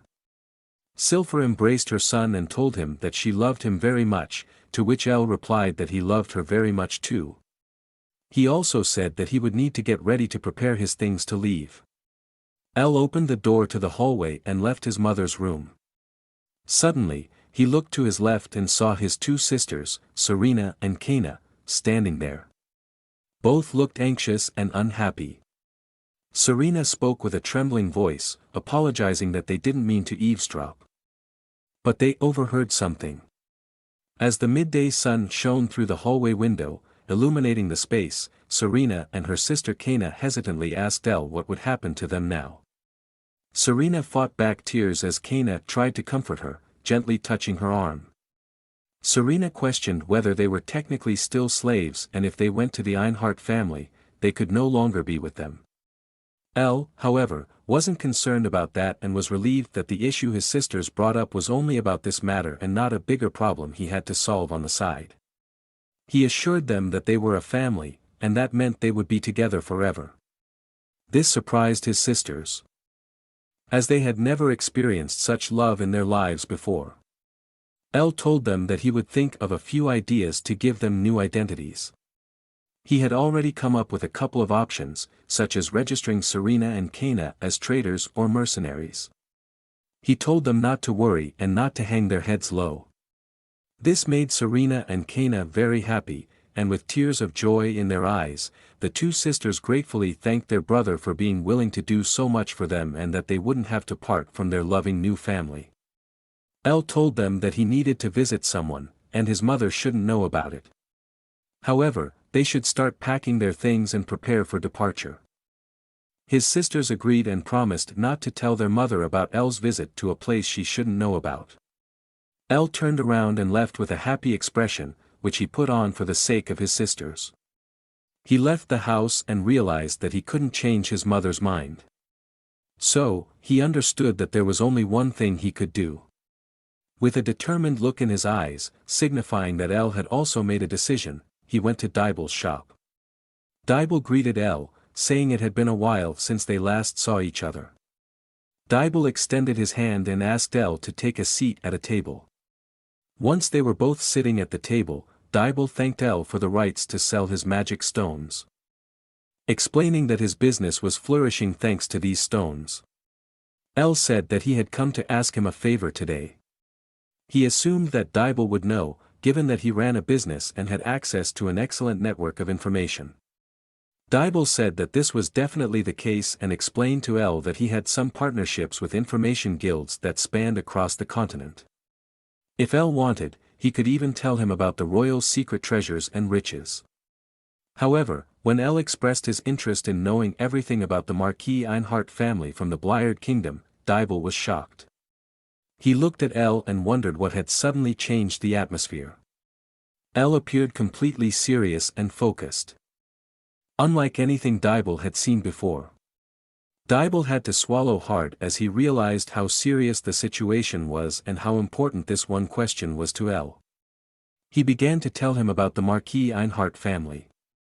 The Marquis Ainhart family had a history of over 700 years and was one of the most prestigious families in the kingdom. They produced 3 8th-class magicians and had hundreds of magicians connected to the family in some way. The Marquis wielded considerable influence and could easily summon thousands of magicians if he wished. Dibel also mentioned a notorious incident involving an engagement with the crown prince of the Blired Kingdom. Shortly before their wedding, the Marquis's daughter eloped with another man, which aligned with Elle's mother's story. Dibel explained that originally, such a crime would have resulted in beheading, but according to his information, the Marquis and the Crown Prince forgave the daughter and her lover, earning them the respect and praise of many other aristocrats. Elle sat tensely in his chair, unable to believe what the hell he had just heard. He knew the true story and was astonished that his mother was used as a political tool. However, Dibel also mentioned rumors that the Marquis was a cold, ruthless man who would do anything to preserve and enhance his family's reputation. He advised Elle not to get involved with them. Elle stood up and told Dibel that he understood his advice and thanked him for the information. Elle realized that if they were to return to the Ainhart family, they would likely take his mother back and accept her. However, he also recognized that there was a high probability his mother would be used for political purposes. Therefore, he made the decision that if this family dared to harm him or his mother in any way, he would make them pay for it. Dibble mentioned that he felt the tower master had been feeling somewhat lonely lately. El turned around, feeling somewhat puzzled, and decided to visit his old friend at the Mage Tower. The tower master was sitting at his desk, resting his head on his hand. Contemplating that it was indeed lonely, but it was not uncommon for an old man to be forgotten at times. El stood behind him and said that was why he had come to visit him today. The tower master looked away, appearing somewhat offended. El then said that he had also come with a gift, piquing the old man's curiosity. El took out a few papers and explained with a smile that they were blueprints for a night golem. The tower master jumped up excitedly and couldn't believe what his old ears had just heard. However, El also explained that it wasn't possible to create a golem with its own consciousness, and that it would require a knight to control the golem. He also expressed his doubt that any magician could create a golem with its own consciousness. The tower master took the papers in his hands, pondered, and asked El if this was really the case, suggesting that he didn't entirely buy his statement. El asked what was on his mind. The tower master then said that he believed El had something else on his mind. El managed to dodge the question and said he was just exhausted from all his experiments, which the tower master believed.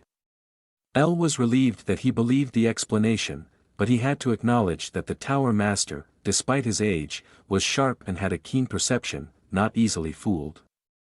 He also told the old tower master that he would be leaving this place with his family soon and didn't think he would be coming back anytime soon.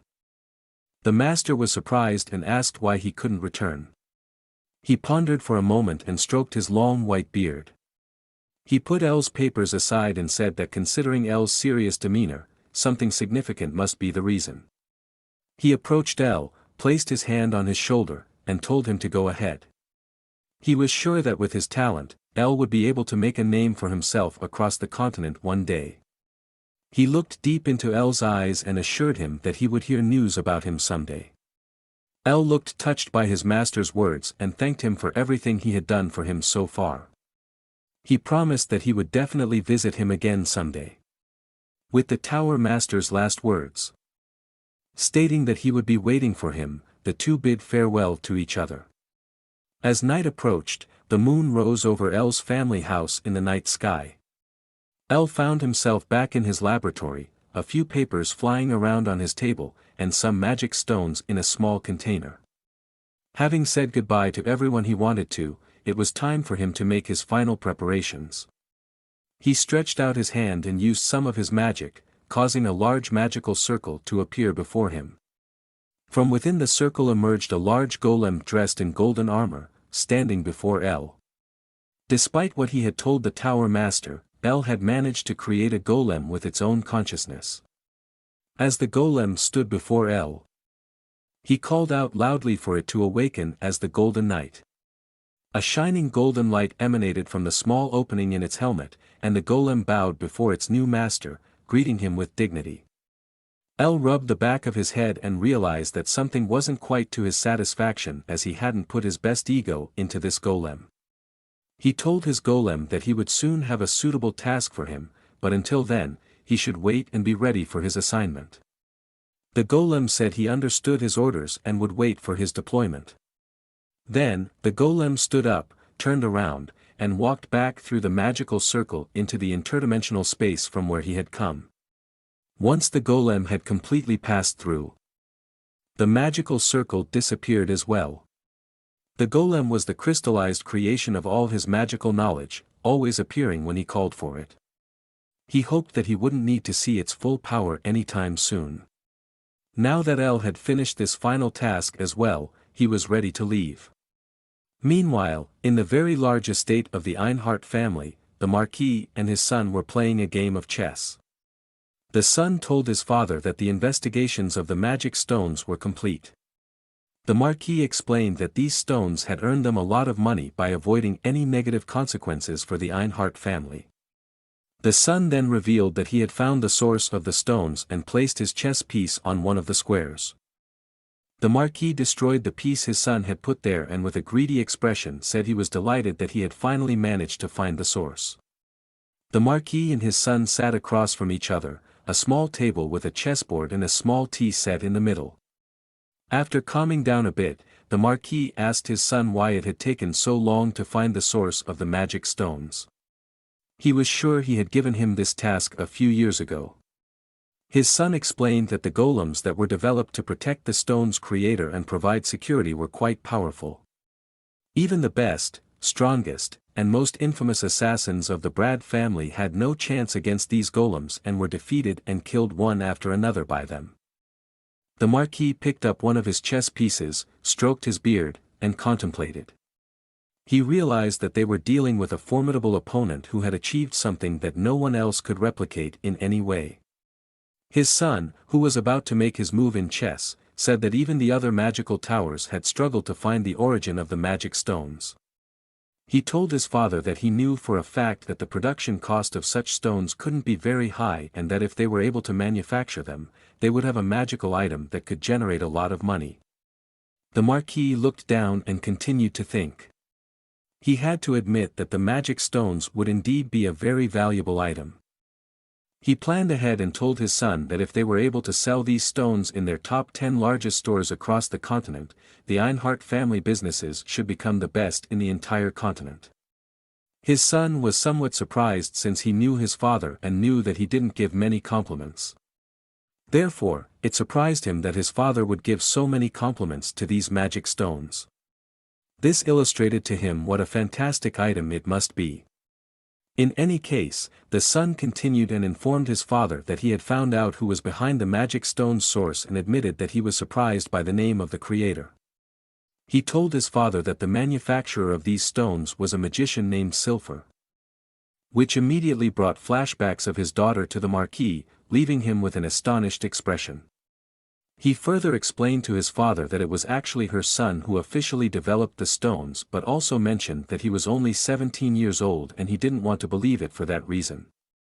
The Marquis placed the chess piece he was holding back on the chessboard and couldn't believe that his own daughter Cilfir should be the one who developed such a wonderful item. He immediately ordered his son to send someone to bring his daughter directly to him. The Marquis stood up, turned his back to his son, and also said that the people who would bring his daughter should present her with the condition of being readmitted to the family. And if she agreed, they would also accept her son, as the Marquis knew his daughter and considered her a useless, stubborn person. He knew that she would say yes to the condition of also accepting her son. Greedily, he only saw the red magic stones and desperately wanted to hold them in his hands. He believed that once he possessed them, he could bring the family back to the top. His son also stood up and asked his father what he intended to do about the crown prince.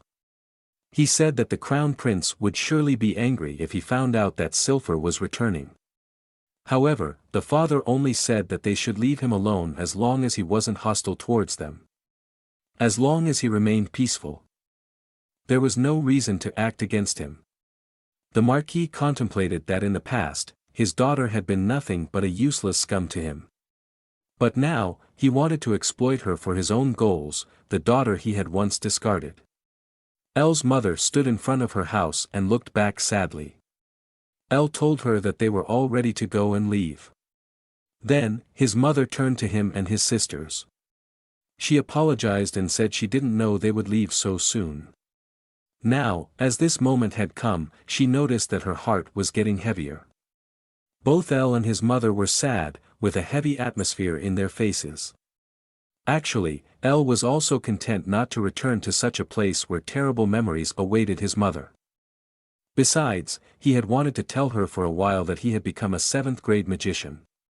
However, he also knew that in this world, one was considered a genius if they reached the 7th grade of magic at the age of 40, and he didn't know how to explain to her that he had reached this grade at the age of 17. He didn't want his loving mother to look at him as if he were something abnormal. With his 2 sisters, Serena and Kaina, in his arms, Elle's mother took step by step, moving a little further away from her house. Elle clenched his fist and felt somewhat angry, but at the same time disappointed that he couldn't tell his mother everything. He also didn't know how to handle it if his power were to be revealed in a difficult situation. Elle and his family then set off, for now, the last time, towards the nearby city of Bangkok. El's mother led the small group and explained to him and his two sisters that they were standing in front of a gate that would take them directly to the capital, Cilfir. Cautiously, Cilfir approached a man sitting in front of the gate and apologized. She said they would like to go through the gate to Cilfir as a group of 4 and asked how much it would cost. The man, bored with his job, said it would cost 200 gold per person, totaling 800 gold. El's mother repeated the number 800 gold loudly and with surprise, which echoed throughout the building, finding it too expensive. The guard grabbed Cilfir's hand and asked if she couldn't pay. Gripping tighter and telling her that usually only noble and wealthy people passed through this portal and that she should leave if she couldn't pay. When her mother was roughly handled, Kaina immediately sprang into action. Before the guard could realize what was happening, Kaina halted her attack just a few inches from his head. With an angry look, she warned the guard not to dare touch her family and demanded that he let her mother go immediately. This surprising reaction not only stunned El but also his sister Serena and their mother Cilfir. Even the guard was taken aback by the sudden outburst but subsequently released Cilfir and stepped back slightly. Suddenly, another guard appeared in the small room with the portal. Surprised by how his colleague had quickly caused a problem and started a dispute. He apologized for his colleague's behavior, acknowledging that he had been very rude. He then instructed him to leave and keep his head down. After that, he explained to El and his family that it would take half a year to walk to the Blired Kingdom, and therefore a total price of 400 gold was initially set. To their delight, he informed them that for 4 or more people going through the portal, a discount would be applied, and they would only have to pay 360 gold. El could hardly believe they almost paid 800 gold. His mother told him that she already knew the price would be around 400 gold. Subsequently, El handed the agreed price to the friendly guard, who immediately got everything ready. The guard asked El and his family if they were visiting the Royal Bliard for a vacation, to which they explained that they were moving there. The guard remarked to Cilfir that she must feel safe being a part of such a reliable family, at which point everyone looked at Kaina, who had just defended her family like a protective mother lion, just in a different way. After the preparations were completed, the guard asked them all to stand in the middle of the magical circle as they were about to be teleported any moment. El, his mother Cilfir, Serena, and Kaina gazed at the magical circle, eager to see what would happen next. A small blue beam of light descended upon them, causing them to dissolve into smaller blue sparks that rose into the air, where the blue light originated from. Together, they landed at a small location in the middle of Cilfir, right at a teleportation gate. Upon their arrival, Serena asked if that was all, to which Kaina replied that it certainly seemed so. El and his sisters marveled at the sight of a small city with a large bell tower, realizing that it must be Cilfir. Their mother pointed to a building and said they would stay there for the day. As they approached the building's door, she explained that before they could reach the Marquis' estate, Serena and Kaina needed to register as mercenaries first. Cheerfully and with a smile on her face, Cilfir led her children into the building, confident that their skills would easily qualify them as high-ranking mercenaries. She urged them to unpack quickly so they could go out together and looked forward to showing her children around. Suddenly, she heard her name, and a shiver ran down her spine. Cilfir turned pale and went into shock. She looked ahead and recognized Crown Prince Al-Qaid, who was passing by with his guards. With a slight smile on his lips, he expressed his delight at seeing her again. El was equally surprised to see the Crown Prince, his mother's former fiancé, in person. He knew from his conversation with Dibel that after extensive investigations, it was discovered that his father, Rion Luvius, was murdered on the Crown Prince's orders when his mother was captured after they had left her family and run away. El immediately remembered his mother's distraught face as his father died before her eyes, and the tears she shed afterward. The Crown Prince greeted Cilfir, stating that she looked well, and he was relieved to see her in good health. Politely but still in shock, Cilfir responded that it was true, addressing the Crown Prince as Your Highness. However, to Cilfir's surprise, the Crown Prince told her to relax. He explained that they had been separated due to an unfortunate event but expressed his happiness to see her again. He then inquired about the children hiding behind her. Cilfir answered hesitantly that it wasn't easy to explain and searched for a way to tell him.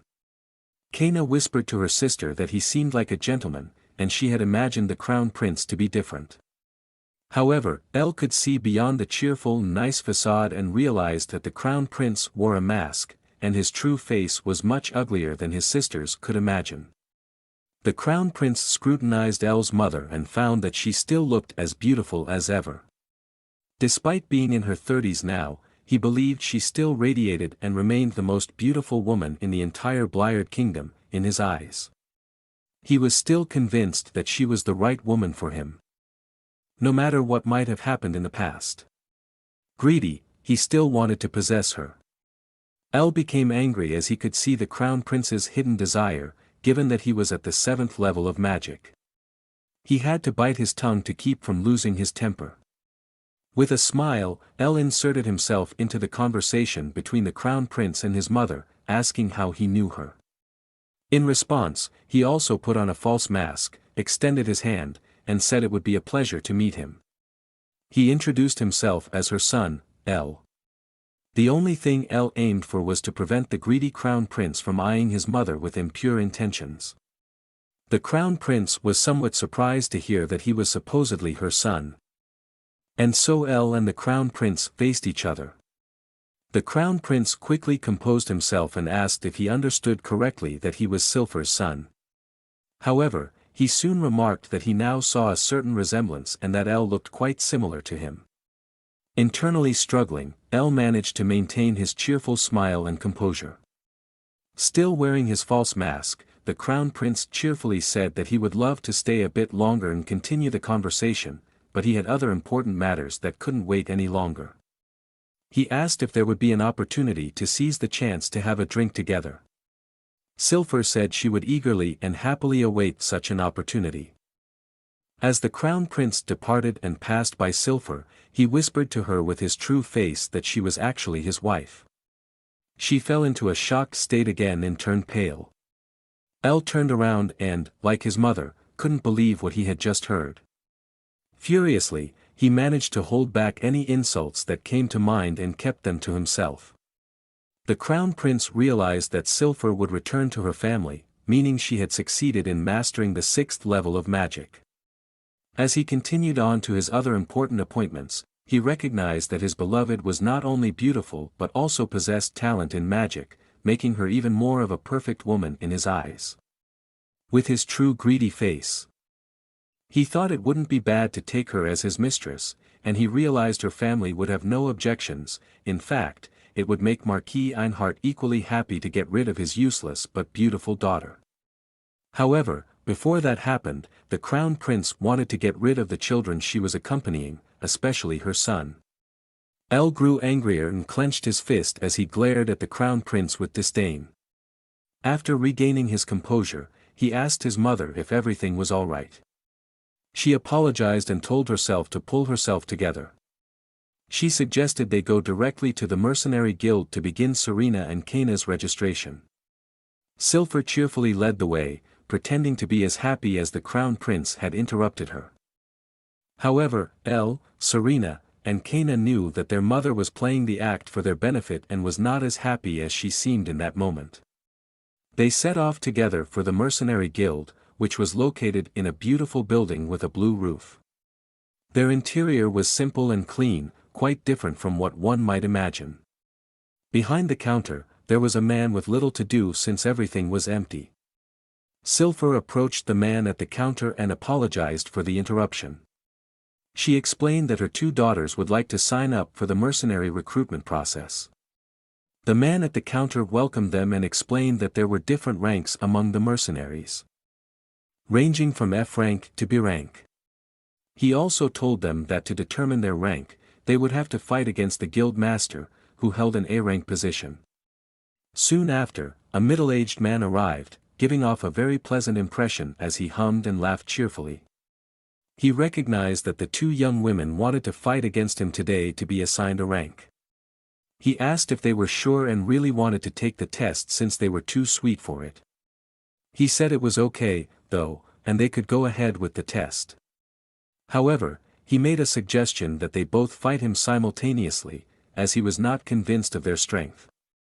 Moreover, he further infuriated them by saying he would go easy on them so as not to hurt the two lovely ladies. Serena and Kaina were not pleased with how they were being treated and became a little angry. They both called out each other's names and agreed to give it their all to show the arrogant guild master that he was wrong and they didn't need any special treatment. They entered a sort of coliseum or arena and prepared to begin the examination. The guild master stood in front of them and said they could start any time they were ready. He also told them to do their best. Though he might have been somewhat arrogant, he was by no means a bad guy. Serena and Kaina asked if he was serious about them giving their best. He replied that he was sure, and they shouldn't worry about him getting mad at them. At the same time, Serena and Kaina were ready for their test and began it. Kaina unsheathed her sword and charged at the guild master, enveloping her sword with fire and hitting him. But before he could recover, Serena was also preparing an attack, using her wind magic, which also hit the guild master and sent him soaring into the air. When their magic had dissipated and Serena and Kaina waited for their evaluation from the guild master, the sun shone down on them, and they glittered in the sunlight. Completely overwhelmed and utterly surprised, the guild master lay on the ground and awarded both of them the B rank. L was visibly delighted and congratulated his two sisters on achieving the highest possible rank, telling them they did a great job. Serena then said they were really relieved that things went so well. Kaina asked L if this would be enough and if they were good enough to protect their mother.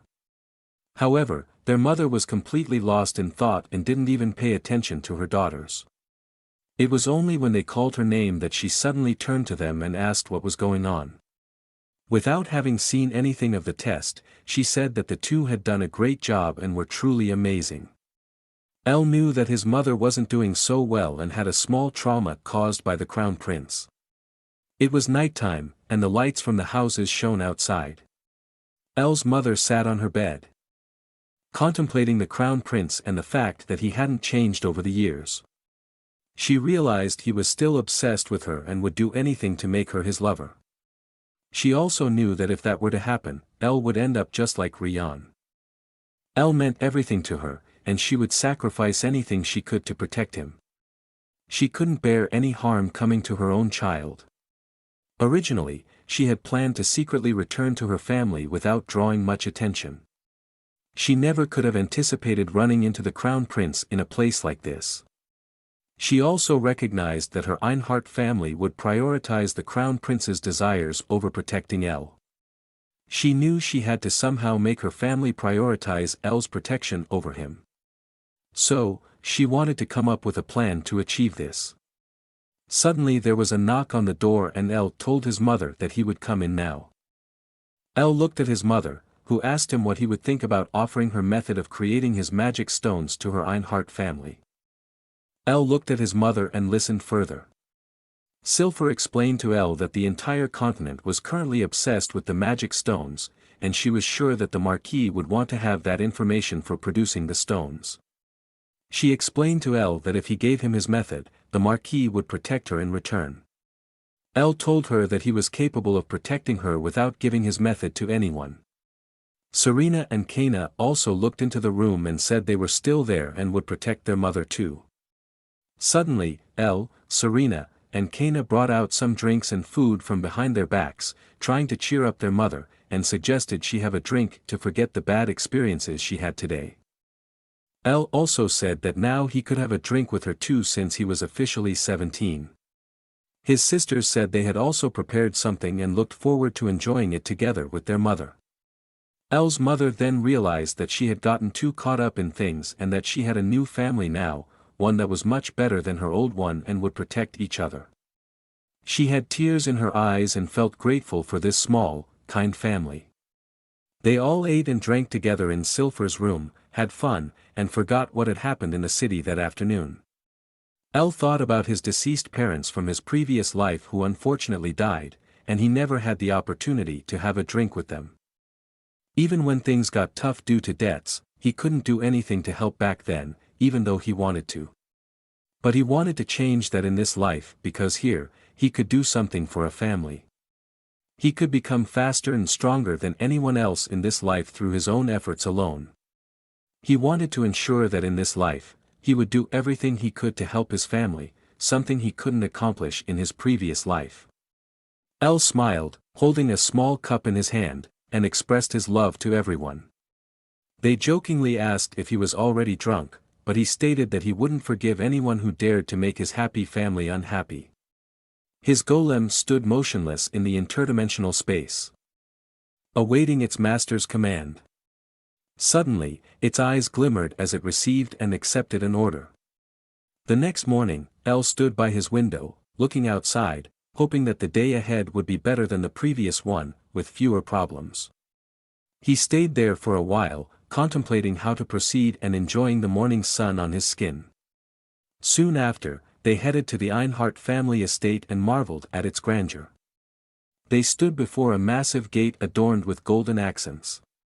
Serena and Kaina were in awe and expected nothing less from the most prestigious family. They compared the surrounding fence to the walls of Bangkok City, noting that they were just as large. El's mother, however, had a bad feeling about returning to her family and realized that nothing had changed over the years. She took a deep breath, changed her expression, took a few steps, and was determined to gather herself and not show any more weakness. One of the guards at the gate asked her what she was doing there. Cilfir explained that she was here to speak with the Marquis, to which the clueless guard inquired if she had an appointment, or else she couldn't be allowed in. With confidence, she told the guard to inform the Marquis herself that Cilfir had returned after 17 years. The guard suddenly recognized her and stammered her name. He immediately apologized and said he would report it right away. Then he opened the gate and ran inside to deliver the news.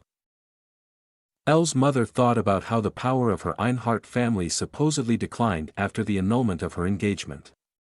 She also recalled that when she was expelled, her father was so devastated that he refused to eat or drink for a month. She looked through the open gate at her family's estate and tried to see the good in her father. She knew that her former lover, Rian, was executed on the crown prince's orders, and her father didn't really want it. She remembered how he had screamed, saying she should be grateful that he had killed her beloved, and she wondered why he had said such a thing. Suddenly, El touched her shoulder, offering emotional support. She turned around and saw her son, knowing that everything would be all right with him by her side. She also touched his hand. Then her father and brother came up the driveway, calling her name. Her father immediately touched her shoulders with both hands, pushing El aside, and said that he was sorry and had made a terrible mistake. Cilfir couldn't believe that her father, who had always been reliable and sought glory and power for the family, was apologizing to her first. She immediately sensed that there was more to it. Nonetheless, she also apologized to him and expressed regret. However, her father's attention quickly shifted to his son El. He asked her if El was her son and sought confirmation from Cilfir. She immediately understood her father's intentions, and a chill ran down her spine. She affirmed that El was indeed her son. They introduced themselves to each other, and El played along, introducing himself with a friendly demeanor and affectionately calling the Marquis grandfather. Cilfir's father smiled as well and expressed his pleasure in meeting El. He found El to be very amiable, but he also noticed that El's eyes had changed the moment he recognized him and that he had examined him and his mana with incredible speed. He also recognized that El was on the 5th level of magic.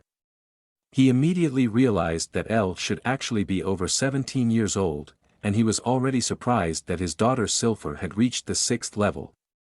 But he had not expected such a young genius.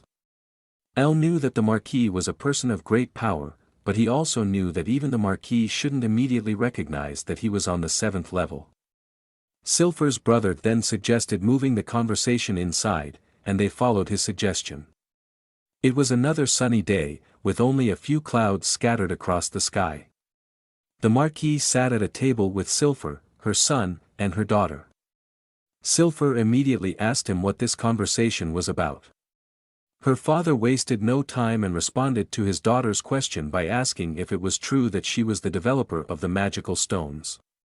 This surprised Cilfir visibly, and she looked at her father, who wore a cheerful expression, as he thought he already knew the answer. The Marquis could only think about how he could quickly sell the stones and double the family's fortune. He also thought about how much influence it would give the family over the mages in the kingdom. His only interest was to make the Ainhart family even more powerful to the point where they could even rule the kingdom as a royal authority. He was practically obsessed with not letting this grand opportunity slip away.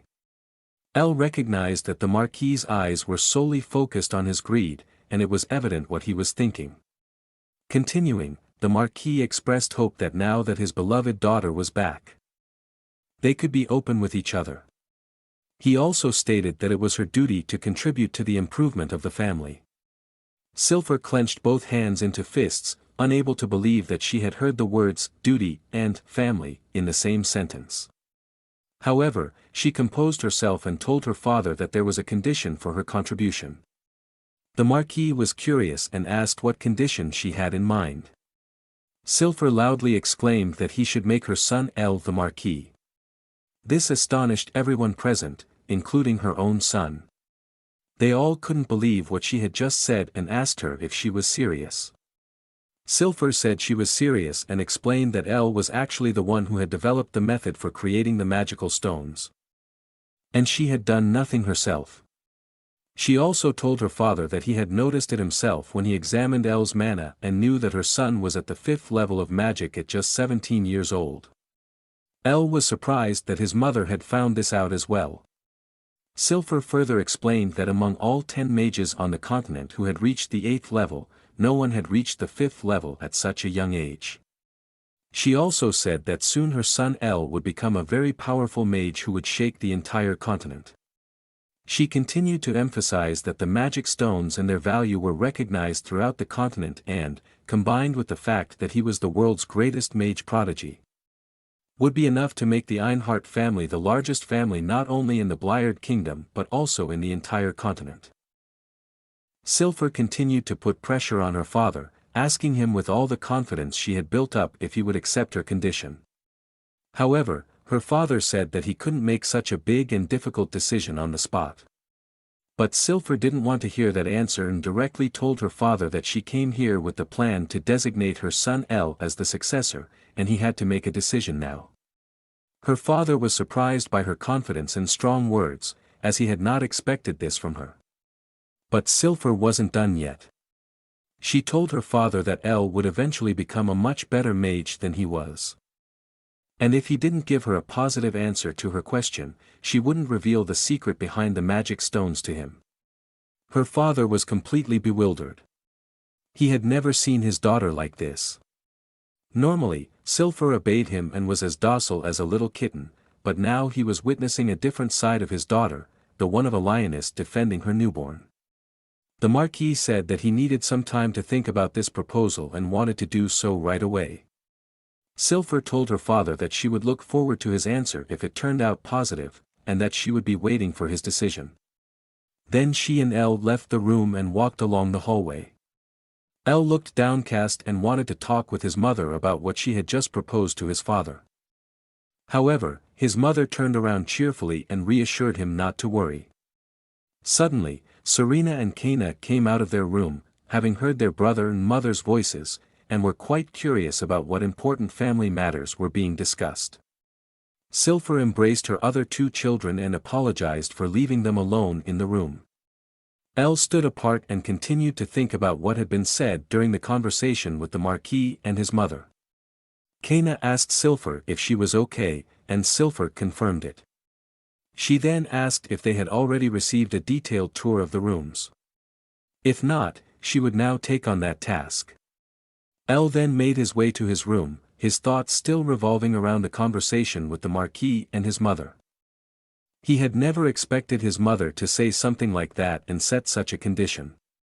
However, as Elle entered his room, closed the door behind him, and leaned against it, he also knew that the Marquis would never agree to this condition.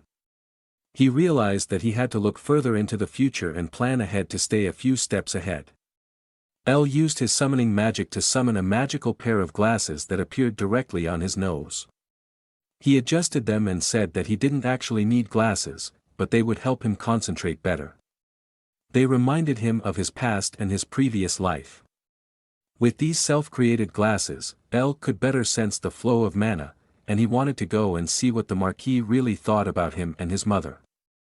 El raised his hand and used his magic to cast invisibility once again. Within seconds, El became invisible, and he couldn't be seen anymore. He opened his room door and slowly made his way to the room where Cilfir's father, the Marquis, would be. From outside, one could hear his son asking him what he intended to do about Cilfir's child and if he would seriously consider appointing this child as his successor or new family head. El stood in front of the door, eager to find out what the Marquis and his son were discussing about him. El made his way into the room where the Marquis and his son were and continued to listen as the Marquis advised his son not to make any inappropriate faces. Both of them stood in front of a target and took turns throwing knives at it, keeping themselves occupied during their conversation. El remained invisible, hiding behind a small partition in the room to better eavesdrop on their conversation. The Marquis had to admit that El was undoubtedly qualified for the position his daughter had claimed for him. While playing with one of the knives they were throwing at the target, the Marquis continued to praise El, acknowledging his talent and impressive achievement of mastering 5th-grade magic at the age of 17. However, he doubted whether El was suitable to lead this family, given that he had grown up in a foreign nation for 17 years. Moreover, the Marquis recognized the possibility that El might have come here only seeking revenge. As the Marquis threw another knife, it almost stuck in the center of the target and wobbled slightly. Cilfir, the Marquis' son, mentioned that his sister was a 6th-grade magician, which could pose a small problem. After his father was in the process of taking out another knife from a pile, he said that they had 20 mages here who were at least in the 6th class and that they would never lose in a direct fight against Cilfir and her son El. Furthermore, the Marquis turned to his son and asked him if he remembered the letter from the Crown Prince. He reminded his son that in that letter, the prince expressed his willingness to accept Cilfir as his lover again, should they agree. The son questioned if it would work and raised the objection that his sister might already know and resist again. He further raised the objection that if she were to become the prince's new lover, she could find out that they secretly abduct talented people from other countries and brainwash them to become their allies. Suddenly, the Marquis shouted at his son to shut up, shocking him. The Marquis explained to his son, while playing with the knife again, that even if they remain silent, anyone who uses magic could still listen to them. El noticed that they had set up multiple devices to conceal their conversation. Something even a 6th-grade magician wouldn't easily bypass. However, he was surprised that they were so cautious and didn't always speak openly, even with this security measure in place. Furthermore, El was shocked to learn that they were abducting and manipulating people to turn them into their allies. If this truth were to come to light, it would trigger a massive scandal that could bring down the entire Ainhart family. The Marquis' son then promised never to speak about it again, and his father reassured him that he need not worry about the prince either, as he was also involved in the events and would not harm him. As El listened, his thoughts became more tangled.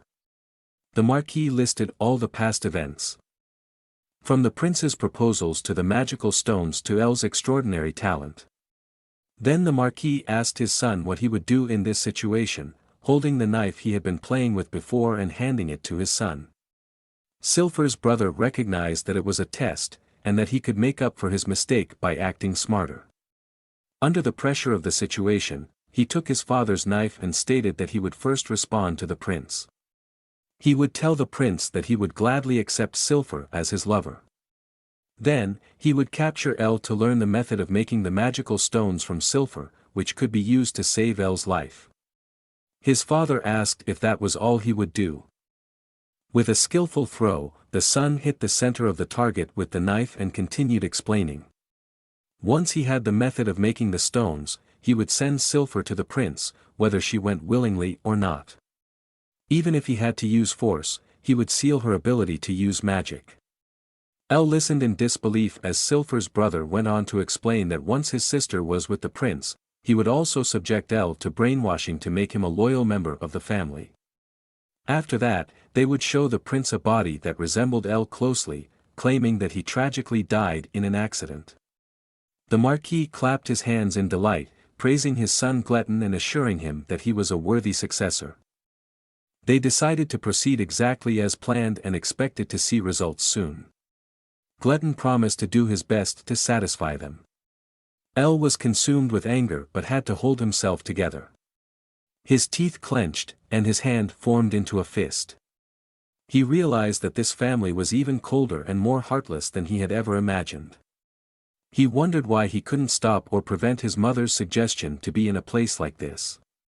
Instead, Elle realized he was intoxicated by his superiority over others and thought he wanted to make everyone happy, regardless of the circumstances. Additionally, he wanted to respect his mother's decision, and this was now the result of that. Elle could live with them trying to use him. He had already suspected something in that direction. However, he couldn't forgive them for wanting to hand his mother over to the prince. Elle grew angrier, causing him to become somewhat careless. The Marquis recognized that someone in the room was under the influence of an invisibility spell. Surprised, he wondered if this person had been here the whole time and was astonished that he hadn't noticed or recognized them. He asked aloud who was hiding in the room. Elle then extended his hand and prepared a spell. The Marquis and his son Gletton noticed the surge of magic, but they had little time to react because Elle had already finished casting his modified spell, Endless Flame Seed, and unleashed it. Elle revealed himself, which visibly surprised the Marquis and Gletton, wondering if he had overheard their entire conversation. As the spell had a slight delay, it exploded a few seconds later. The Marquis looked shocked as he realized what was about to happen. There followed a massive explosion, and a large fireball soared through the roof of the estate into the sky. Right after the first explosion, another one followed, just as big, tearing everything apart. The ground was completely scorched from the tremendous explosions, and ashes and smoke filled the air. However, the Marquis and his son didn't appear to have any visible direct injuries from the explosion. The Marquis was astonished at the spell Elle had cast. Any other magician would need more than half an hour to execute such a spell. Furthermore, it was a 7th-level spell, effortlessly capable of killing thousands of people at once. Immediately after the explosion, guards of the family estate rushed into the room where the two family heads were and inquired if everything was all right and who was responsible. Looking down at the small crowd of soldiers and the two leaders, Elle was surprised that they were still alive. One of the soldiers recognized him and said he was obviously Cilfir's son. Elle floated slightly in the air and said he was glad they were still alive, as his anger was too great to end their lives so quickly. Once again, Elle extended his hand, not giving them much opportunity to react. Under his palm, a small orb formed, surrounded by a magical circle. Elle told the small group standing below him that he wanted to ensure they would suffer endless torment and beg for forgiveness, repenting their deeds for daring to raise their filthy hands against his family.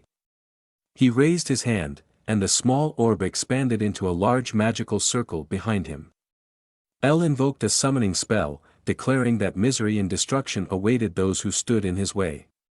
His eyes were filled with focus and hatred towards the individuals present. He completed his summoning, and his night golem in golden armor emerged from its interdimensional space. Standing behind Elle. The guards couldn't believe what they were seeing, wondering how such a creature could be present here. The Marquis started laughing, prompting Gletton to ask if everything was all right and why he was laughing. With gleaming eyes that hadn't quite grasped the current situation and a brain the size of a pea, oblivious to how dire the situation looked for him, the Marquis stated it was great and the best thing he had ever seen. The few guards who mustered their courage didn't believe the golem was real and vowed in the name of the Ainhart family that they wouldn't let Elle do as he pleased and tried to push back the golem. They rushed towards Elle and his golem. Through the slits in the golem's helmet, A small bright light blinked, signaling it was fully operational. With a single quick but incredibly powerful strike, the golem attacked the guards who dared to charge at El, sending them flying into the air. Gletton couldn't believe what was unfolding before his eyes and seemed to have an even smaller brain than his father. He looked down at the falling bodies lying motionless on the ground, succumbing to the injuries inflicted by the golem's attack. Frenziedly, the Marquis declared it was undoubtedly not a fake and stated that his family could now become the strongest family ever, with such a golem on their side. He pointed at El with his finger and ordered the new guards who had gathered behind him to kill El and force him to reveal the secret of the golems. El's facial expression remained terrifying, clearly indicating that he hadn't shown everything he was capable of. He told the Marquis that everything he knew served only greed. Moreover, he pointed out that the Marquis already lived an extravagant lifestyle and questioned if he didn't have enough money for retirement and why he would want more. The Marquis looked visibly confused. El floated next to his golem, observing the attacking guards in the devastated, charred ground. Another magical circle hovered in front of his golem, deflecting the attacks directed at him. El began positioning himself behind his golem and channeling more of his mana into it. As a result, his mana spread out in waves around him, pushing back all the present individuals slightly. The guards recognized the extreme power of this mana and realized they couldn't contend with it. Even Gletton had to defend himself somewhat against the mana controlled by El through his golem.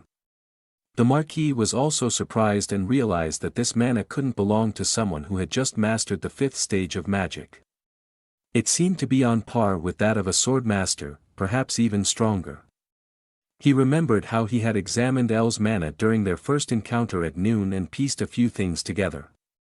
He realized that El must be the mage who had caused the 2 massive explosions. He pondered if it was possible that El was actually on the 7th stage of magic. When El realized that the Marquis had finally figured out how strong he truly was, he couldn't help but grin self-assuredly.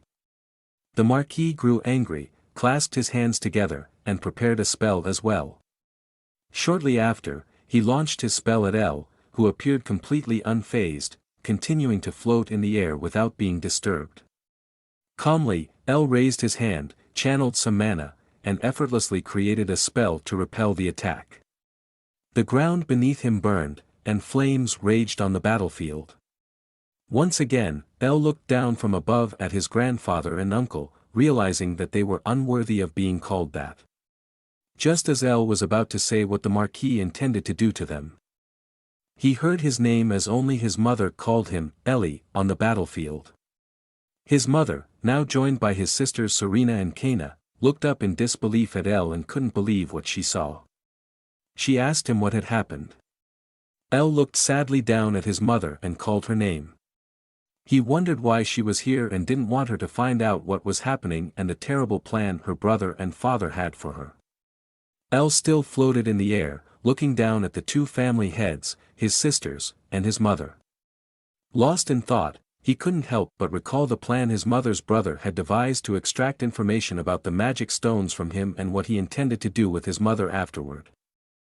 He also thought about how their father, as the family head, applauded and praised him for it. El's mother shouted up to him again, asking him to please respond. She saw how angry El looked and realized she had never seen him so furious, knowing that something must have happened to make her son so agitated. El continued to silently gaze at his mother and his siblings, then let out a deep sigh, realizing he had no other choice now. Once again, he raised his hand and formed a small sphere with many magical circles rotating around it. These magical circles grew larger and pulsated outward. The Marquis recognized this as capture magic. He was alarmed, wondering if El had recorded the conversation he had with his son where they had hatched their plan. If that were the case, he knew his family was doomed, and no one should ever hear those plans. Panicking, the Marquis quickly turned to his son Gletton and ordered him to kill El immediately, explaining that he was the one who had caused the explosions just now. Angrily, and because she hadn't received an answer from her son, Cilfir asked her father what was going on and why he was ordering El's death without reason. He told her to shut up. The Marquis found himself in a predicament and took a moment to adjust to the situation and think. Cilfir told him that El was his grandson, appealing to his good heart, hoping he would reconsider killing him. However, the Marquis seemed unfazed and instructed his guards and his son to hurry. He warned them that El was a high-ranking mage. The guards once again stood in a larger group before El, pointing their swords at him and preparing for battle. El appeared relatively unfazed and simply commanded his golem to overpower the guards without killing them. The golem extended its hand, conjuring a golden sword and assuring its master that it understood and accepted the command, and would execute it to the best of its abilities. The summoned sword of his slightly plump golem shone as brightly as the sun and sparkled like the stars in the night sky. He held it in his left hand while El floated slightly to the side to give his plump golem some space. The morale of the guards and warriors of the Ainhart family had not been broken. Together, they raised their swords and proudly shouted their battle cry.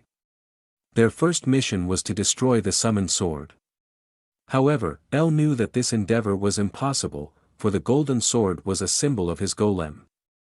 It was forged from pure dwarven steel with very few impurities and coated with magical metal for enchanted seals. The front of the blade was also coated in gold and imbued with a spell to deflect impact upon striking. Moreover, it had been reinforced with a special sharpening magic to further enhance its existing power. Thus, the golden sword resembled more of a divine sword than a mere one. El realized that, much like in his previous life, it was essential to regularly upgrade his strongest unit to keep it effective. He was more realistic than idealistic and knew he had to push his golem's capabilities to their limits. The guards and knights of the Ainhart family remained in their battle formation, continuing to point their swords at El and his golem while channeling their energy. El's golem swung its flame-enchanted sword, creating a massive golden shockwave that broke through the ranks of knights, forcing them to defend against the backlash of the swing. Even the Marquis and Gletton could not believe what they were seeing, astonished by the power of El's slightly plump golden golem. One of the guards warned not to underestimate it, assuming his battle stance once again. The golem executed a golden cut and flew towards the army of guards, splitting the sword in two and disrupting their combat formation. The golden golem continued to build up, and its shadow loomed over the heads of the guards. Seeing the golem up close, they realized its true size and the overwhelming force they were truly facing. However, some guards had not given up hope and urged their comrades to obey their master's orders absolutely, not to panic or give up. Another guard caught sight, after his friend's brave words, of their fighter who had managed to ride onto the battlefield inside the house on a horse. His horse was also adorned with lightweight golden armor, and he himself was dressed in a silver, typical knight's armor, embellished with a red cape. El recognized that this knight must be the leader and captain of the knights. Furthermore, he realized that this captain should be at the end of the swordmaster rank. The captain knelt before the Marquis and apologized for arriving late. However, the Marquis urged him to get to work immediately and defeat El and his golem. The knight captain raised his head, said he would do so right away, saluted, lowered the visor of his helmet, and introduced himself. He explained that he was the knight captain of the Marquis Ainhart family and drew his sword. He enveloped his sword with a kind of mana, raised it, and thus boosted the morale of his subordinate knights. He called out to them that they would now destroy the enemy together. El recognized that things were about to get more serious, but he spoke quietly and calmly to his golden golem, asking it to switch to its level 2 mode. The golem responded that its seal had been successfully lifted and covered itself in golden light. First, its hands and arms became slightly slimmer, followed by its shoulders, head, and finally the rest of its body. It now looked much more flexible, faster, and stronger, ready to continue defending El. Additionally, since it was now somewhat thinner, it appeared even more fearsome and aggressive. The guards who had risen against El and his golem knight were surprised by the sudden transformation. However, El already knew that this wasn't all that had changed about his golem and that the real change was yet to come. As the sword had disappeared during its transformation, the golem had to call it again, and it reappeared, enveloped in flames, in its hand. It grabbed the sword and prepared for battle, assuming a combat position as well. The blade of the sword had undergone some changes and was infused with much more energy than before. The leader of the knights realized that it must be an aura blade, which was the actual much more powerful power-up. El's golem swung its sword to the side and stepped forward without apparent protection, heading towards the army facing it. The captain did the same, also swinging his sword, and asked if he looked so weak that he could approach without any cover. He also claimed that even if the golem now had an aura blade, it still posed no threat to him. Both prepared for a strike and simultaneously clashed their swords, causing a tremendous recoil and shaking the ground. The impact of the two swords illuminated the surroundings, forcing everyone involved to shield their eyes from the bright light. Only El continued to watch the spectacle, completely focused, and still filled with immense hatred towards the Marquis and his son, Gledon. As the bright light from the clash of swords dissipated, the knight captain was left bleeding, while El's golem stood before him unharmed.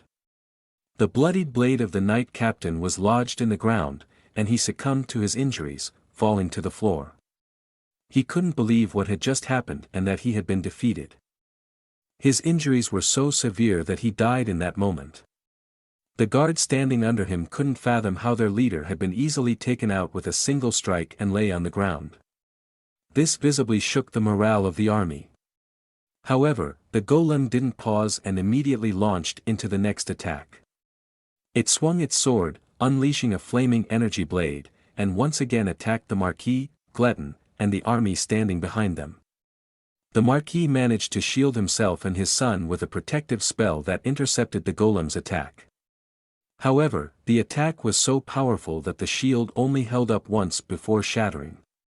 Nonetheless, the army behind them was still hit by the attack, and soldiers were sent flying across the battlefield. The Marquis and Gledon were forced to look down at the bodies of their guards and realize that these weak guards had died too easily and quickly. El also noticed that reinforcements for the family heads were approaching again, and he saw some mages in black robes moving forward on the battlefield. However, this didn't surprise him, as the Ainhart family was known to possess an army as vast as a mage tower. Nevertheless, he wasn't willing to let the matter rest and was already planning his next moves. Before he could put these plans into action, he turned to his mother and summoned a sphere containing his recorded memories. He explained to her what he intended to do with it and asked if she was ready to see the truth. She replied that she was indeed prepared and knew that her son El had a good reason for acting the way he was right now. She understood that something important must be contained within her son's memories, prompting him to attack the entire Ainhart family, including her father and brother. El handed her the small sphere with his memories, and the Marquis observed this. However, he knew he had to intervene, and his daughter mustn't see it under any circumstances. He glanced at El's golem and realized he couldn't get past it, as the golem's abilities far surpassed his own. Only one of the 10 grandmasters should currently be able to do something against this golem. Anything else would be impossible. Furthermore, he realized that even if El were a 7th-tier mage, he and Gledon, along with the family's magicians, only had a slim chance of stopping him. Desperately, he understood that even if he managed to escape and elude El, his own family, which he had built up with his own hands and strengthened at any cost, would be destroyed. El cast a protective spell to shield his mother from external influences, allowing her to peacefully observe her son's memories. Magical circles appeared around El, as with any other spell. His mother was then enclosed in a square cube meant to protect her from all dangers. Panicked, Serena and Kaina called out to their mother, but they couldn't see the interior of the cube as its walls were obscured. Meanwhile, Cilfir held El's memories in her hand, and they expanded around her. She saw the memory of her father and brother discussing the prince's letter and deciding to present her as his lover. Additionally, she realized that the Ainhart family had abducted many promising talents from other countries and subjected them to brainwashing to serve the family loyally. She came to understand that the prince was aware of all this and involved as well. Then she saw the memory in which her own brother explained his plan to their father, which involved delivering Cilfir against her will to the prince. Perhaps they intended to seal her magic and capture El, and then use him as leverage to force her to reveal the method of making the magic stones. Cilfir couldn't believe how shocking these revelations in El's memories were for her. Through further memories, she learned that her father and brother also planned to subject El to brainwashing to make him loyal and show the prince a different body resembling El's to fake his death. When Cilfir saw her own father praising her brother for such a plan, she clasped her hands over her head, and her world crumbled. She was on the verge of tears and fell to the ground. She tried to hold back her emotions, recalling the first words her father said to her upon her return, expressing regret for sending her away. She had thought that deep down, her father still retained some familial feelings for her and that they were still father and daughter. However, Cilfir couldn't hold back her tears any longer and let her emotions flow freely. Tears streamed down her cheeks as she wept. She couldn't help but think about how happy she was with her son, El, and that she should have known better than anyone how terrible this family truly was. She now blamed herself for bringing her beloved son here. Thoughts of her father and her brother came back to her, and she realized that there was not a hint of warmth or love in this family, only wicked individuals. She thought that she should be indifferent to how these wicked people would use her however they pleased.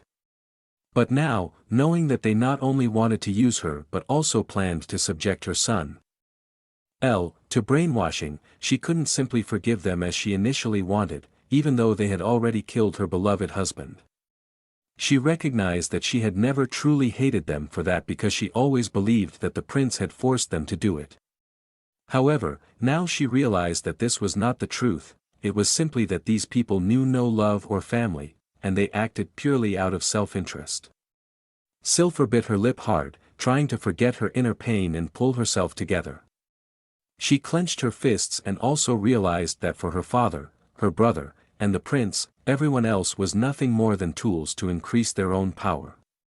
Cilfir understood that this was the true nature of these people, which she unfortunately never fully realized before, but now she knew. When she came to terms with what had happened and gathered her courage, the cube that had imprisoned her for protection began to glow and shattered.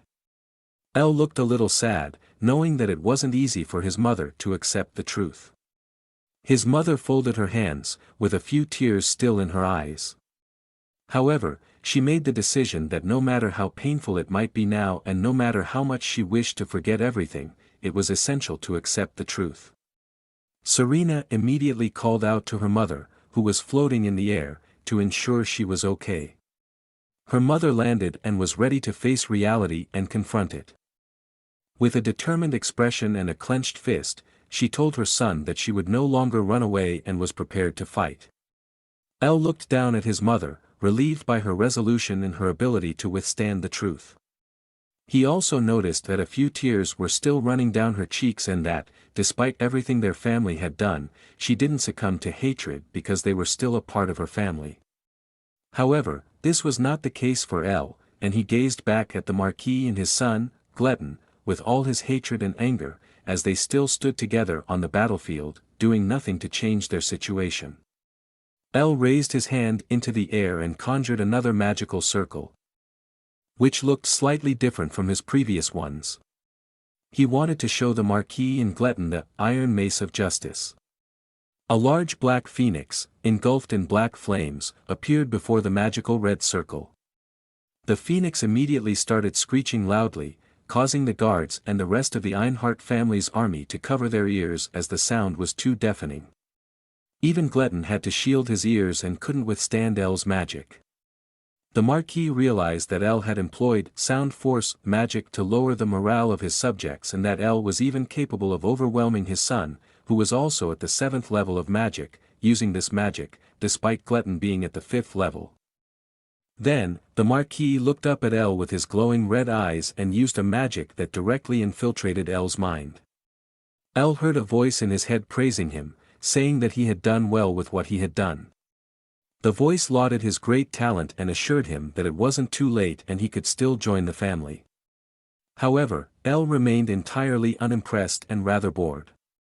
The Marquis greedily eyed El and continued with his magic, attempting to manipulate El further with his voice.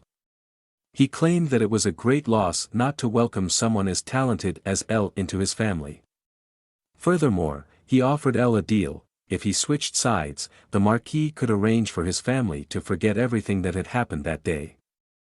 They could lead a normal life, and he would guarantee the safety of El's mother and his two sisters. Then he asked El what he thought about this idea. El still looked down at the Marquis, feeling a strange sensation as he heard the voice in his head. He wondered if this was the brainwashing spell. Floating in the air, El couldn't believe that the evil old man not only wanted to enchant his father, the other magicians, and his mother but was now attempting it on him as well. El addressed the Marquis and asked him a question. As the Marquis looked up at El from below, he realized that his brainwashing spell had no effect on him and that El was indeed at the 7th level of magic. In response to El's question about how he could do something so cruel to his own family, the Marquis was initially taken aback and briefly shocked, but then he began to laugh. He raised his hands up and laughed like an old comic book villain. The Marquis explained to El that many aristocrats would sell their own children for the sake of the family, and that this was actually a normal thing. El continued to look down at him and realized that this man was no longer human but more like a monster. The Marquis then asked El where he had learned such magic and praised him for reaching the 7th level at the age of 17, which was an impressive achievement. El understood that he was actually speaking to a monster, only interested in extracting his secrets.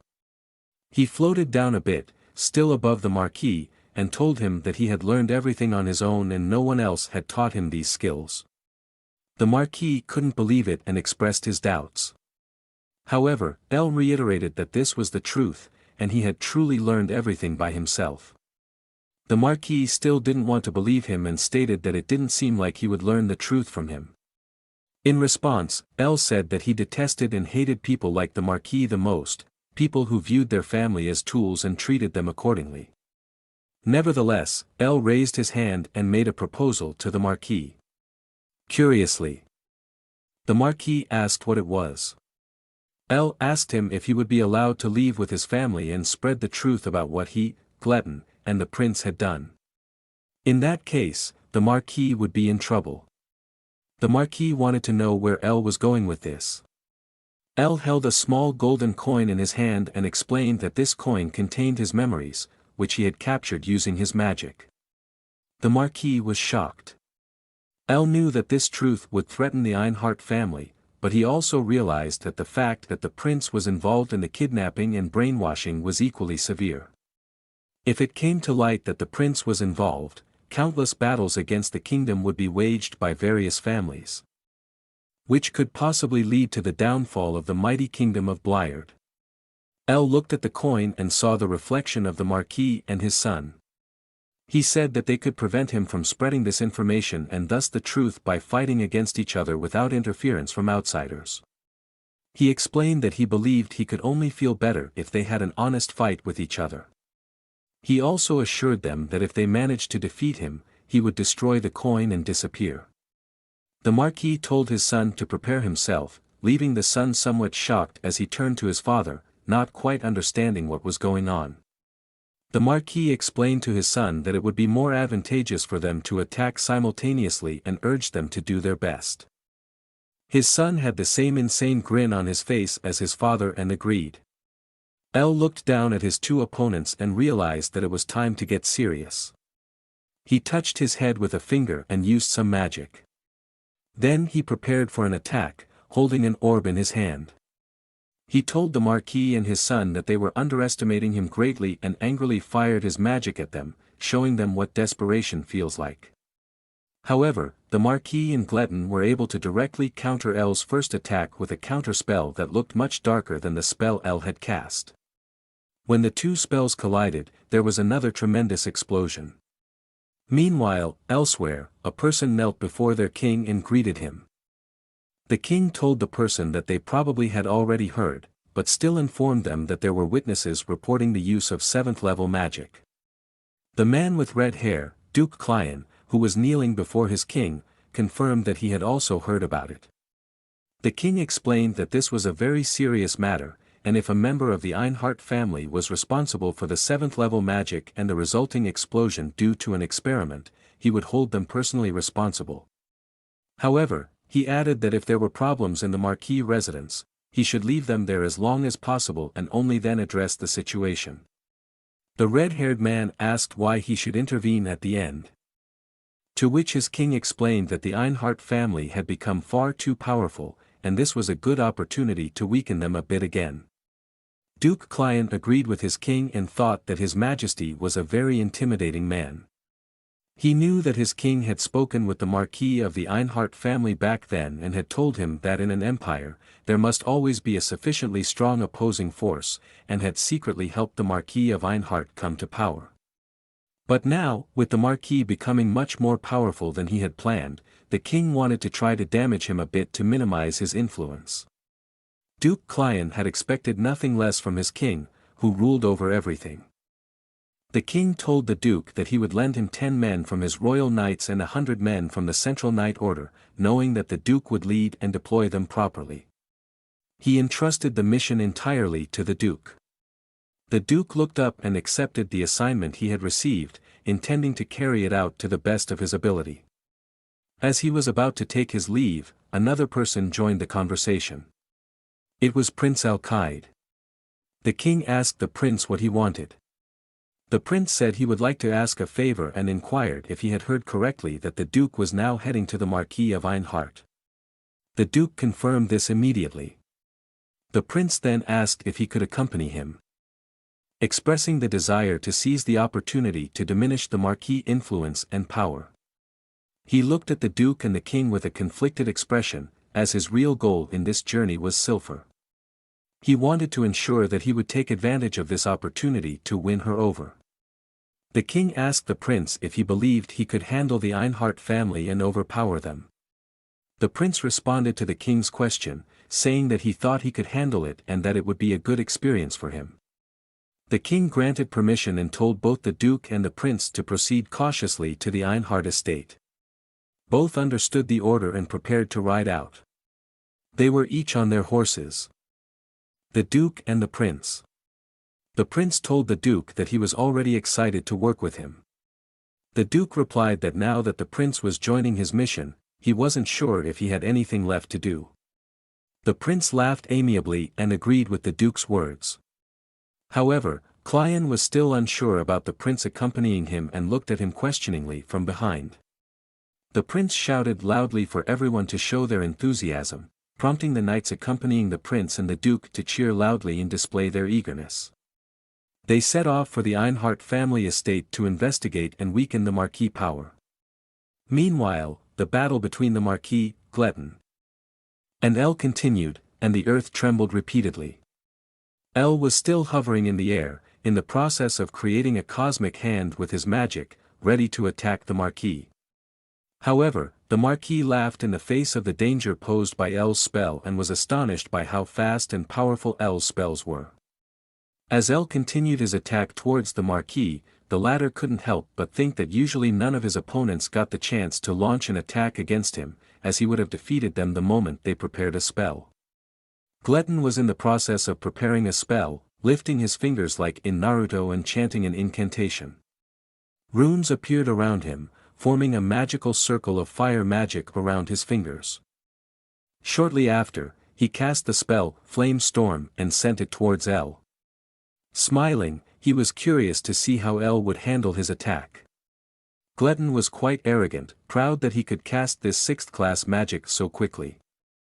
El prepared to counter the attack and also used magic to create a massive earth wall to block Gletton's swirling fire attack. The Marquis, still unaware that he shouldn't engage in battle with El, took the opportunity to use his light magic, Lightning Arrow, and attack El. However, El effortlessly countered the Marquis' magic with a few deft steps and repelled his attack. Now it was El's turn to strike back. He extended both hands forward, creating a magical circle around them that formed a kind of magical armor around El's body. El controlled the elements of fire, light, wind, water, and earth magic around him, similar to the Avatar from Avatar, The Last Airbender. He combined these magics and hurled a few stones at the Marquis and Gletton, who couldn't believe what they were seeing. But El wanted to show more and took it further by using the same technique as his uncle Gletton and launching a second attack directly at the Marquis and Gletton without giving them a chance to counter. Gletton couldn't believe his eyes. He was surprised that El only needed to see his secret technique once and could now use it even faster than him. This was a technique that set him apart from other magicians on the same level, as he could execute it in a flash and defeat his opponents despite being on the same level. He cursed but still managed to cast a defensive spell and shielded himself with 3 magical barriers to counter El's attack. However, the flames were too strong and destroyed each shield. Just before they could reach Gletton, he managed to teleport to safety, evading the flames. Gletton teleported high into the air and then planned to surprise El and launch a counterattack. Gletton, however, couldn't locate El's position and frantically looked left and right to find his opponent. Suddenly, El appeared behind his uncle and told him that he was way too slow and would never surprise him as he just did. Gletton turned around and saw El, realizing that he was moving much too quickly. El extended his hand again, preparing to finish off his uncle. Shocked, Gletton used magic again and swiftly flew to the ground to escape El's grasp. El cast a sort of Japanese hentai spell, with tentacle-like magical manifestations trying to ensnare his uncle. He remarked that his uncle was far too slow and wouldn't have a chance to escape at that speed. The Marquis recognized the spell El was casting and knew that the net spell was meant to restrict the opponent's movements, but he also knew that his son would handle such a spell with ease. Gletton raised his finger, releasing a small orb that generated a whirlwind of fire, pushing back the net-like tentacles. Gletton was confident that such a spell wouldn't do much against him. El then charged towards Gletton with his magic, but Gletton continued to defend against El's attack with his fire magic.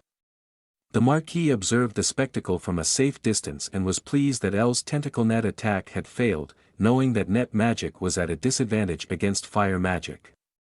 He smugly grinned. Meanwhile, El and Gletton continued their intense battle, with neither willing to give in. Gletton was clearly on the defensive, while El, who had to conserve some of his powers and couldn't fight as ruthlessly as his opponents, was on the offensive. The Marquis saw another opportunity to launch a surprise attack. The sky darkened, and lightning flashed through the dark clouds. The Marquis extended his hand toward the sky, and mage runes formed around it again. He praised his son for holding El back, allowing him to prepare his spell. Everything was going exactly as he had planned. He looked to the sky, confident that the next attack would defeat El. When he was ready, the Marquis shouted, "Thunderstrike!" And a massive bolt of lightning crashed through the cloud cover, heading straight for El. Gletton and the Marquis had already put on the victorious smile, knowing it should be over any moment. The lightning continued to approach El, who stood motionless and made no attempt to defend against it. He faced the lightning with the same look as a deer facing car headlights at night. But at the last moment, he grinned and summoned a massive lightning rod using his magic, intercepting the entire lightning bolt before it could touch him, rendering the Marquis' attack completely ineffective. The Marquis couldn't believe it and found it impossible what had just happened before his eyes. It made no sense to him. El told him that his attack wasn't bad, and he had indeed surprised him. Still unable to believe that El had successfully defended against his thunderstrike, the Marquis asked what kind of magic it was.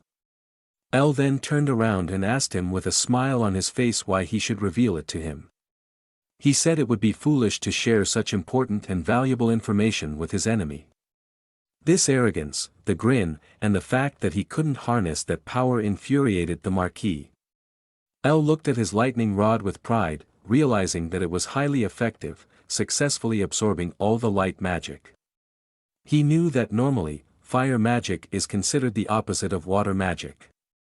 But as a defensive method, water magic wasn't very effective, as fire magic could boil the water and burn the water magic user. From a young age, El had conducted a lot of research because he was curious about the different types of magic. He discovered that the best way to counter fire magic was with earth magic, and water magic could be best fought with plant magic. Against wind magic, stone or iron magic would be most effective. Only what to use against lightning magic had puzzled him, as it was more complicated than the other types of magic. He knew that weak lightning magic could be easily stopped by stone or iron magic, but if it were strong lightning magic, simple stones or iron wouldn't suffice. That was when he remembered his old readings about lightning rods in his world. This was the first time El had tried this kind of magic, and for a first attempt, the result was impressive. It had worked perfectly, neutralizing a 7th-level lightning spell. El took the opportunity to look down at Gletton, who was also surprised that El had countered his father's magic with his unknown magic. For a second, Gletton forgot that he was in the midst of a life-and-death battle. El seized the moment and shouted to Gletton that this would be his end. He conjured his cosmic hand again, which appeared from a portal right in front of Gletton and delivered a powerful slap, sending him flying to the ground. Defeated and bloodied. The Marquis looked shocked at his son lying on the ground and couldn't quite grasp what had just happened when El already declared that it was now a one-on-one fight. El looked down at Gletton and realized that he would likely be bedridden for a year and unable to move. He pointed at the Marquis and told him that he would be next. El used his flame arrow magic, creating a large number of magical arrows in the night sky, illuminating it, and ready to descend upon the Marquis. Fearfully, the Marquis held his hands forward, realizing that El's magic was no joke, and his situation was more serious than ever before. He tried to cast a shield like he did before to defend against El's attack and then countered with his flame burst spell, hurling it directly towards El. However, El easily deflected this spell as well and responded with his Infinity Magic Arrow spell. He created arrows in the sky, directly targeting the ground beneath him, only much smaller, but as the name suggests, an infinite number of them. El explained to the Marquis that although these arrows might be smaller and weaker individually, their infinite quantity made them extremely powerful. The Marquis didn't know how to respond and simply looked amazed into the air. As the arrows descended upon him, he once again used a shield magic to protect himself. El's arrows rained down, one after another, on the Marquis's shield, visibly putting it under pressure and pushing him back. The arrows kept coming, and the shield was on the verge of giving in to the enormous strain. Even in his current situation, the Marquis couldn't believe he was struggling against such inferior magic. He wondered how he could be struggling so hard against a second-rate magician and realized that he was supposed to be called the most powerful magician on the continent. He looked at El and realized that he was merely fighting against a 17-year-old child. Suddenly, an idea came to the Marquis, and he questioned whether El was really only 17 years old. He thought that this understanding of magic and these sophisticated strategies should come from someone much more experienced and older. He wondered if this might be a prank by another great magician. He had no way of knowing that El was already in his second life and had lived a previous life as Kim Junsung. He looked at El and wondered who he could be and why his family had been completely destroyed thanks to him, and cursed him. Finally, the Marquis's shield broke like a shattered mirror into many small pieces. He looked through these shards and saw El's attack still coming towards him. The many arrows continued their path, and now they finally hit their target. The Marquis bled from several direct hits and fell back to the ground, lying there defeated and bloodied, just like his son. His guards couldn't believe what had just happened before their eyes and called out the Marquis' name to see if he was still conscious. Finally, El landed on the ground. His anger had not subsided, and he looked at the fallen Marquis with rage and hatred. He said that he wouldn't kill him and his son, as it wouldn't be an appropriate punishment for them. Instead, he wanted to take away their ability to use magic, just as they had intended to do with his beloved mother. The weight bearing down on the Marquis increased, pressing him further into the ground. El explained that he wouldn't kill them but still wanted to inflict more harm upon them.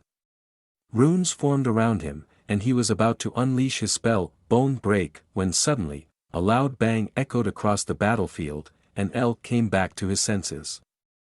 He turned to his mother and saw her, along with his sisters, still standing at the edge of the battlefield. El looked at his family with sorrowful eyes. At Serena, Kaina, and his mother, who told him that it was enough. She asked him to stop. El wasn't sure why she said that and remained silent, gazing at his mother in astonishment. His mother knew the talent of her son and how great it was, but she could hardly believe that at the tender age of 17, he had already reached the 7th level of magic and was capable of creating such a powerful golem that managed to defeat a sword master with just one blow, something no other magician had accomplished before. She realized that her little son had grown into such a powerful magician without her knowledge. However, she also knew that the person El was fighting against was her father. And even though she couldn't forgive her father and brother for trying to kill El or subject him to brainwashing, she couldn't allow El to kill her father and brother either. She told El that he had taught them a lesson, and it should be enough. She didn't believe her father and brother would ever again hatch and execute such plans. In the comments, you can write how naive this mother is and how unbearable it is that she wants to stop El from killing them. However, El said that he couldn't comply with her request. He looked at Gletton and his grandfather and said that if he let them go, they would be the type of people who would come back for revenge. His mother said that might be true. But it still wouldn't be right to kill them. Furthermore, she explained to El that he still had his memory magic, with which he could prove their plans at any time, and therefore they couldn't seek revenge recklessly as long as he could use those memories against them. El contemplated and realized that his mother might be right. Additionally, he thought about how if he were to strip the Marquis of his ability to use magic, the entire kingdom would turn against them. That would mean putting his entire family in danger. El agreed with his mother and stated that he wouldn't harm her father and brother. He turned away from the fallen Marquis and told his family that they should leave this vile place as quickly as possible. Furthermore, El suggested to his mother that with her abilities and being ranked 6th in magic, they could find a place far away and lead a peaceful life. His mother agreed and desired exactly what her son wanted. Humbly and with shame, she acknowledged that El was right and had to admit that even though she was the adult between them, she was wrong. Under the full moon and the cloudy night, she had to admit her mistake in bringing El to the Marquis and said that everything was her fault, leading to the current situation. She looked into El's eyes and told him that while power might be important in life, the love within the family was much more crucial. El looked somewhat melancholy at his mother and thought about his family from his previous life but agreed with her statement that family was the most important. El pulled himself together and asked his 2 sisters if they wanted to come with them and continue to be part of this family. El's mother, Serena, and Kaina were a bit puzzled as to why he would suddenly ask this when the answer was already clear. Nevertheless, Kaina said she would, of course, stay with him and would go anywhere with him. Serena also said that she wanted to be with him and their new mother wherever they went. El's mother was delighted that her 2 adopted daughters wanted to stay with them and her son, and she looked quite happy. El approached his family and thanked them for their decision to accompany him. However, he still had something to do and turned around to summon his golden golem. It came directly and knelt before El, ready to receive further commands. El praised his golem for the outstanding work it had done on the battlefield and decided that it was time to give his golem an appropriate name. He named his golem Tana, and it shone in golden brilliance, expressing gratitude to its master and creator for its name. Just as El was about to use his teleportation magic and disappear with his family, a man suddenly appeared behind him and said that he couldn't allow them to leave now. El immediately turned around, and Tana was ready to confront the stranger. With lightning speed, Tana parried the attack of the unknown person trying to stop El, while El used magic to protect his family as well. The attack was fierce, and Tana had some trouble stopping it. The colliding forces grew stronger and built up until they caused an explosion, kicking up some dust. El realized that this attack was truly powerful and that the assailant couldn't be a nobody. Laughing and smug, the prince emerged from behind Duke Clion, stating that he expected nothing less from him, the captain of the royal guards. El recognized him immediately, understanding that the person next to the prince was no ordinary individual. He knew he had to step up his game to avoid losing. He called on Tana to activate the third mode. The golem, just previously defending against another attack from Duke Client to protect El and his family, broke another of its seals upon El's command, activating its third stage. Tana raised a hand and effortlessly blocked Duke Client's attack. He even managed to push back the Duke and the Prince slightly. However, when Client noticed that he was being forced into a defensive position, he halted his assault and curiously asked El who he was. He was amazed and acknowledged El's talent, but also pointed out that someone with such talent should normally fight on the kingdom's side. Client explained to El that he had attacked the Ainhart family and their leaders, who were vital to the kingdom. This act was akin to declaring war directly against the kingdom. El listened to Duke Client without appearing to resist. The Duke continued, stating that he didn't really want a conflict with him but felt he had no other choice given the circumstances. At this point, the prince interrupted and questioned what he was saying. Pointing at El, he asserted that they couldn't let these traitors escape so easily and should punish them with death to protect the dignity of their beloved kingdom.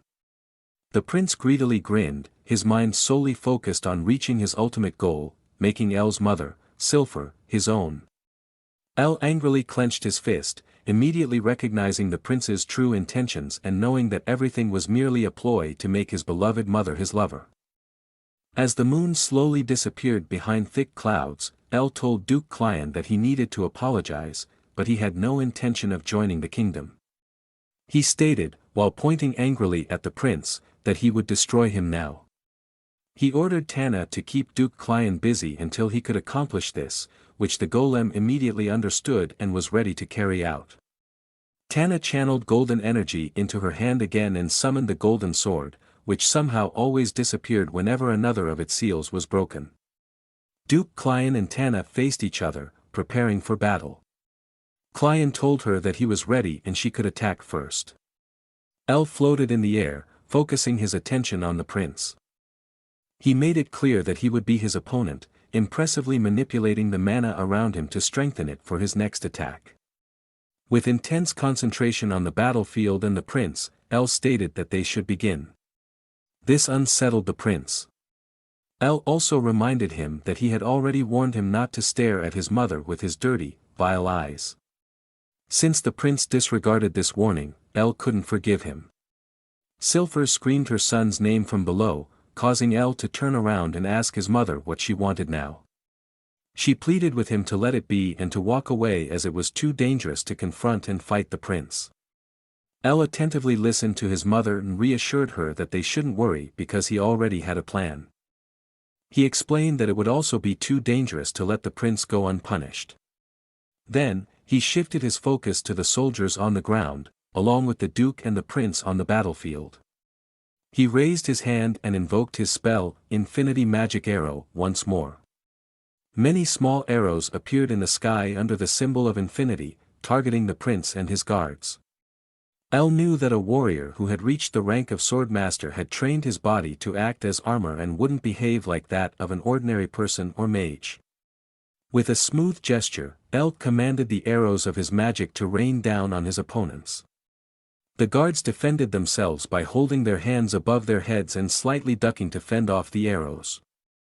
However, El realized that this attack wasn't meant to cause significant harm but rather to disrupt their formation. Swiftly, he conjured a large hammer and attacked the prince to disorient him. The prince could only marvel as El suddenly appeared before him and struck him. With a powerful and critical hit, El swung his hammer, directly impacting the prince, sending him flying far away and visibly inflicting damage. In the end, the prince and his guards were lying on the ground, bleeding and groaning from the severe injuries they sustained. El rested his massive hammer on his shoulder, realizing that this attack should have caused significant internal wounds to the prince. He knew that external wounds could be easily healed with divine magic. But the inner wounds would take more time to successfully mend. Duke Client was still engaged in combat with Tana but still managed to ask, upon seeing the prince defeated, how he was doing. Duke Client wanted to help the prince but also realized that if he was distracted for even a second, he would be seriously endangered, as Tana was an honorable adversary for him. Tana gained the upper hand in the fight, pushing the Duke further into a defensive position. Just as it seemed Tana would win the battle, El commanded her to stop and return to the interdimensional space. Tana immediately understood her master's command and signaled this with a brief upward glance from her eyes through the slit in her helmet. Tana glowed and was about to vanish into the interdimensional space when the Duke yelled that he wouldn't let her escape so easily and launched another attack. Many small magical sword blades appeared around him, aiming at Tana, who was still in the process of vanishing. The Duke's swords flew at lightning speed towards her and struck her all over her body. There was a critical hit on her arm, causing it to fall off and crash to the ground. The Duke laughed with satisfaction as he realized that his attack had an effect on the golem. However, not even a full second later, Tana's arm reappeared on her body. She moved it around to ensure it was properly attached. The Duke looked somewhat surprised and couldn't help but curse. Tana glowed brighter and vanished as El had ordered. Although the Duke admitted defeat in this battle, he chuckled for a moment, sighed with relief, and had to admit that he thought he had her with the last attack, only to realize she had vanished with the blink of an eye. Then, the Duke looked over at El, who held the memory coin in his hand. El extracted the memories from the coin and created a copy in the form of a small orb. He looked at the newly created orb and explained that he would destroy the coin but had made a copy of it before. As the unconscious prince lay in the background, in pain, bleeding, and groaning on the ground, El stated that everything he had done was contained within this memory magic. He emphasized that he wouldn't hesitate to spread this information throughout the kingdom or even the entire continent if the Duke or his family ever tried to harm him again. His mother and sisters ran to him and were relieved that everything had turned out well and that he wasn't hurt. El turned to Duke Clion and apologized for the disturbance and inconvenience. As he used his magic and the runes of his teleportation spell appeared around him, he told the Duke that he hoped they would never meet as enemies again and bid him farewell. The Duke could still hardly believe that El was truly the villain and could only stare in astonishment as he watched him teleport away with his family. Duke Clion was not a bad person and also admitted that El was truly a genius, wishing he had met him under different circumstances. As he carefully observed the battlefield and saw the injured knights, he pondered how to explain the situation and plan his next steps. The incident at the Marquis residence was subsequently covered up. However, news of the appearance of a very young mage and his golden knight golem, as powerful as a grandmaster, spread across the entire continent, shocking all nations. It was a shocking debut for El in this world. So, some time passed, and El and his family settled into a new small cottage on the edge of a mountain, spending some time in peace and tranquility. Without any power-hungry tyrants. The sun shone, smoke rose from the chimney, and the overall atmosphere was extremely calm. El tapped his index finger on the table, contemplating what he would do next while trying to stow a book into the subspace bag. He realized that he had literally destroyed the Ainhart estate, defeated his uncle and grandfather, and inflicted severe internal and external injuries on the prince. He acknowledged that he had committed these crimes and wouldn't be able to return to Banzark, where he originally intended to come with his mother, without causing further harm. El opened the window and saw the bright sun outside. He couldn't even blame the kingdom if they pursued and killed him here and now. However, he knew they would never do that because he still had his memory magic, which could prove their dark deeds. Moreover, as he stood by the window and enjoyed the tranquility, he realized that he had learned a lot during the fight. His spell casting time, the time he needed to prepare his spells, and his ability to combine spells were better than that of any other mage on the continent. He was also confident that he would become even stronger if he learned a few support spells. He also recognized the amazing potential of Tana, his golden knight golem. He recalled that he had managed to overpower even the Grandmaster Duke and briefly gain the upper hand. The last 5 years of hard work he had invested in his skills and his golem had not been in vain and would finally bear fruit. It was definitely worth putting so much effort into himself and his golem. He knew that if he could produce more of them, he might be able to conquer the whole world with such an army. However, he was also aware that it would take 3 years to create such a golem, and the cost of such production was very high and couldn't be easily borne. Additionally, El realized that the most important lesson he had learned from the battle against the Marquis and his son was that the power of a group exceeds that of an individual and that there were things he couldn't handle alone. In such cases, he had to accept help. After the fight, as rumors about El spread throughout the world, many nations began to hire people to search for him. El was sure that some of these individuals were not necessarily friendly and had evil intentions. He rested his face on his hands, contemplating that he would need to further develop himself before these people could reach him. However, he didn't yet know how to achieve that. Suddenly, there was a knock on the door, and as El turned around, his mother asked if she could come in. He said she could, inviting her into his room. She entered along with his 2 sisters, Serena and Kaina. Serena and Kaina looked relatively happy, but his mother seemed somewhat agitated and had a sad expression. El asked what was wrong, knowing that since the incident, everyone had been a bit awkward and needed time to digest what had happened. His mother nervously played with her hands and hesitantly asked her son how long he had been so strong. El explained that he had hidden his strength because he knew nobody would believe that he could have reached such a level at such a young age. He also told his mother that he had been afraid of putting her in danger if the wrong people found out how powerful he really was. He didn't want to reveal more to his family, not even that he had lived another life in a different world. So, El simply said that he was still her only son, despite having such incredible power. His mother believed him and softened her saddened face. She realized that, despite everything, he was still her son. The son she had raised and who came from her beloved husband. She apologized with a happy expression and said she was sorry for treating him differently without knowing he had his own reasons. El tried to lighten the mood further, jokingly wondering what she would think if he gained many fans by sharing and revealing his identity as a genius in magic.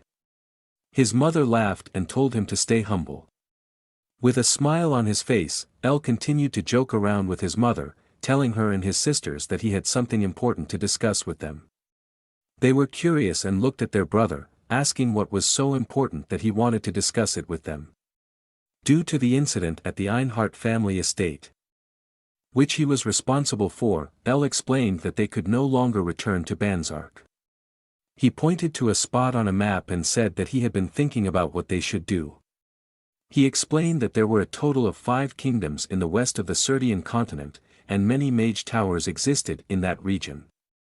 Furthermore, he continued, the West was divided into many smaller 100 nations, which, with a few exceptions, were mostly weak nations without many mage towers.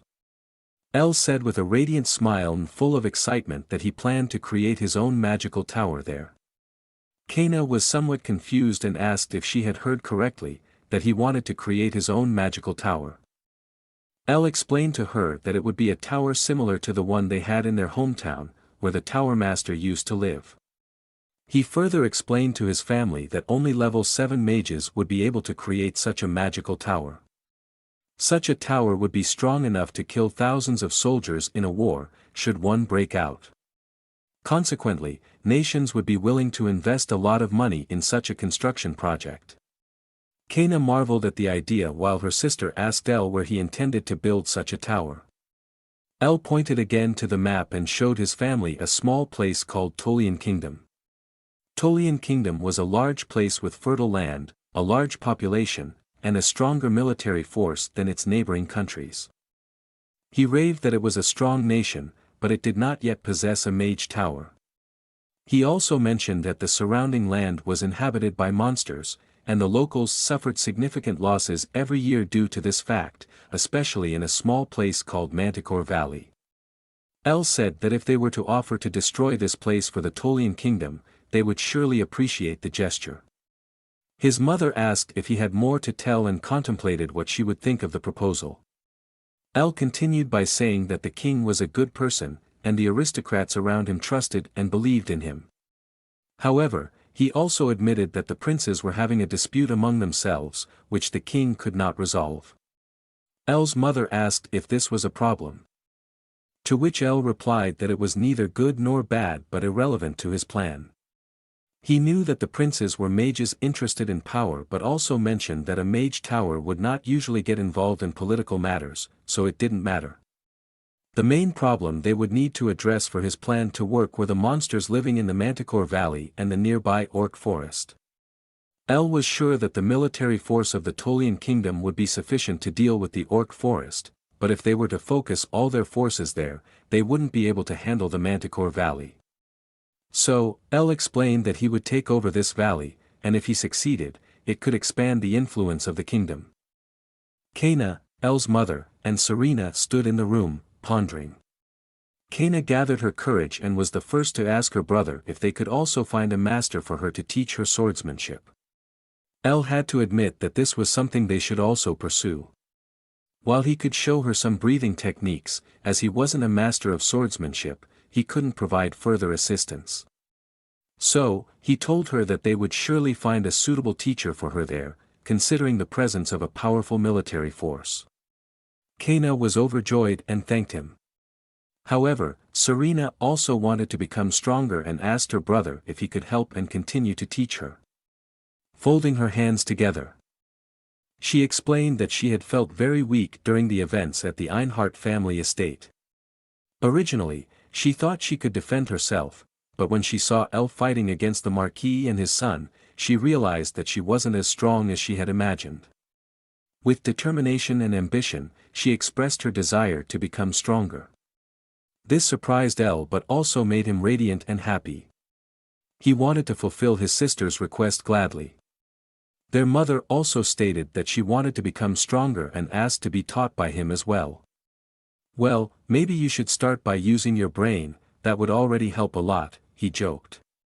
Everyone looked happily at El, sharing the common desire to become strong. He wanted to help them all and asked if they agreed, smiling at them. Afterward, it was time to leave their cozy home and prepare for the next adventure to travel to Tolian Kingdom.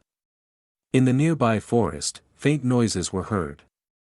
The king of Tolian Kingdom was out with a guard and stopped in the middle of the path when he heard the sounds. Anxiously, they looked left and right to find the cause. One of the guards warned the king to be careful, informing him that the monster rate in this forest was higher than ever before. Worriedly, the king wondered if civilians would continue to be in danger under such circumstances and if there was no hero who could save them. Suddenly, a black and eerie shadow in the form of a devil appeared before them, observing them. Nevertheless, the king and his guards continued their way, despite the dangerous forest and the noises. Eventually, they reached a cliff from where they had a beautiful view of the Tolian Kingdom. The realm lay in the middle of the water, surrounded by a kind of small mountain with a small harbor and a bridge to the mainland. The king sat down at the edge of the cliff, deep in thought, when suddenly another man approached him from behind. It was Duke Laius, a friend of the king, who asked him what he was pondering, if he was worried, and if there were any problems. The king, looking troubled, explained to his friend Laius that he was thinking about his 3 sons. He described how the conflict between them over who should be his successor was worsening day by day. And he feared that one day his kingdom would suffer because of this strife. Laius knelt down to his majesty, trying to comfort him. He said that just as the rain falls to the ground and nourishes the earth, he was certain that this conflict between his sons would somehow strengthen and unite the kingdom. He further explained that he believed the king should appoint his 3rd son, Prince Judmian, as the crown prince for the good of the kingdom. As he wanted to discuss whether he should choose the first prince, Prince Maxil, or the second prince, Prince Cran, as the crown prince, the king interrupted him with a sigh. He knew himself that Maxil treated people like objects and his personality was anything but good. It was terrible and violent. He was also aware of his second son, Cran, who had similar qualities to Maxil, though not as overtly displayed. He had to admit that neither of the two was suitable to be king. Instead, the king recognized that Judmian, his 3rd son, was a warm-hearted and friendly leader whom his subjects deserved and whom he would prefer to appoint as king for their welfare. Unfortunately, 90% of the aristocrats supported either his first son, Maxwell, or his second son, Cran. Some of Judmian's supporters included the highest swordmaster and leader of the royal guard, Captain Duke Lias, as well as the swordmaster of the capital city, Captain Count Lomel. This provided a balance between the three sons. As two leaders of the Order of Knights stood on Judmian's side. However, the king didn't even want to think about what would happen if the first and second princes were to go against their younger brother and try to overthrow him. The mere thought pained his head. Due to this succession conflict, the king couldn't focus as much on state affairs as he would have liked, and the monsters continued to pour out of the forest, attacking his subjects unabated. The king held his head and tried not to lose his composure amidst all the thoughts. He knew he had to try to handle state affairs while also keeping an eye on the monsters. Suddenly, the king realized he was talking to himself and wondered where his friend Duke Lias had gone. Startled, he turned around and saw Duke Lias and his guards tensed before him, ready to defend his majesty. Cautionarily, Duke Lias drew his sword and urged the king to stay back and be cautious. The guards realized that they were surrounded. One of the guards asked if they were surrounded by monsters, to which another guard turned suspiciously and began to laugh dirtily. Suddenly, the treacherous guard attacked the one who had just asked the question. The king and Duke Lias were astonished. Duke Lias asked why he would do such a thing and why he had killed his own comrade. The treacherous guard claimed that they had been enemies from the beginning, and more hidden guards emerged from nearby bushes. Duke Lias bravely stood in front of his king and ordered the other guards to do everything to defend him. The treacherous guard told the king to wait a little longer and that it was only a matter of time before they would get their hands on him. She pointed her sword at him and declared that she wanted to kill him herself and would do anything to achieve that goal. The king realized that he had trusted his guards, who had turned out to be traitors. He knelt at the edge of the cliff and asked his god if he had abandoned him and his kingdom. Meanwhile, in the chambers of a magical tower, a tower master sat at a table and communicated with two other tower masters through their magic. Two magic-created screens with runes were floating before him. One of the mages on the other side of the screens asked why he had initiated this meeting when their master was not present. The one who had called the meeting and sat at the table was the magic tower master Karosman.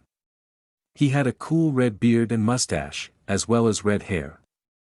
The unfriendly mage on the other end of the line remarked that he hoped Karosman hadn't forgotten that they all had much to do and didn't really have time to attend this meeting. Karosman explained that their master had instructed him to hold this meeting and that he should pass on important information to both of them. He raised a finger and said that the first important piece of information was that the plan to kill the current king of Tolian Kingdom in Manticore Village was already underway. Once the king was dead, the first Prince Maxwell would take over the throne and everything else.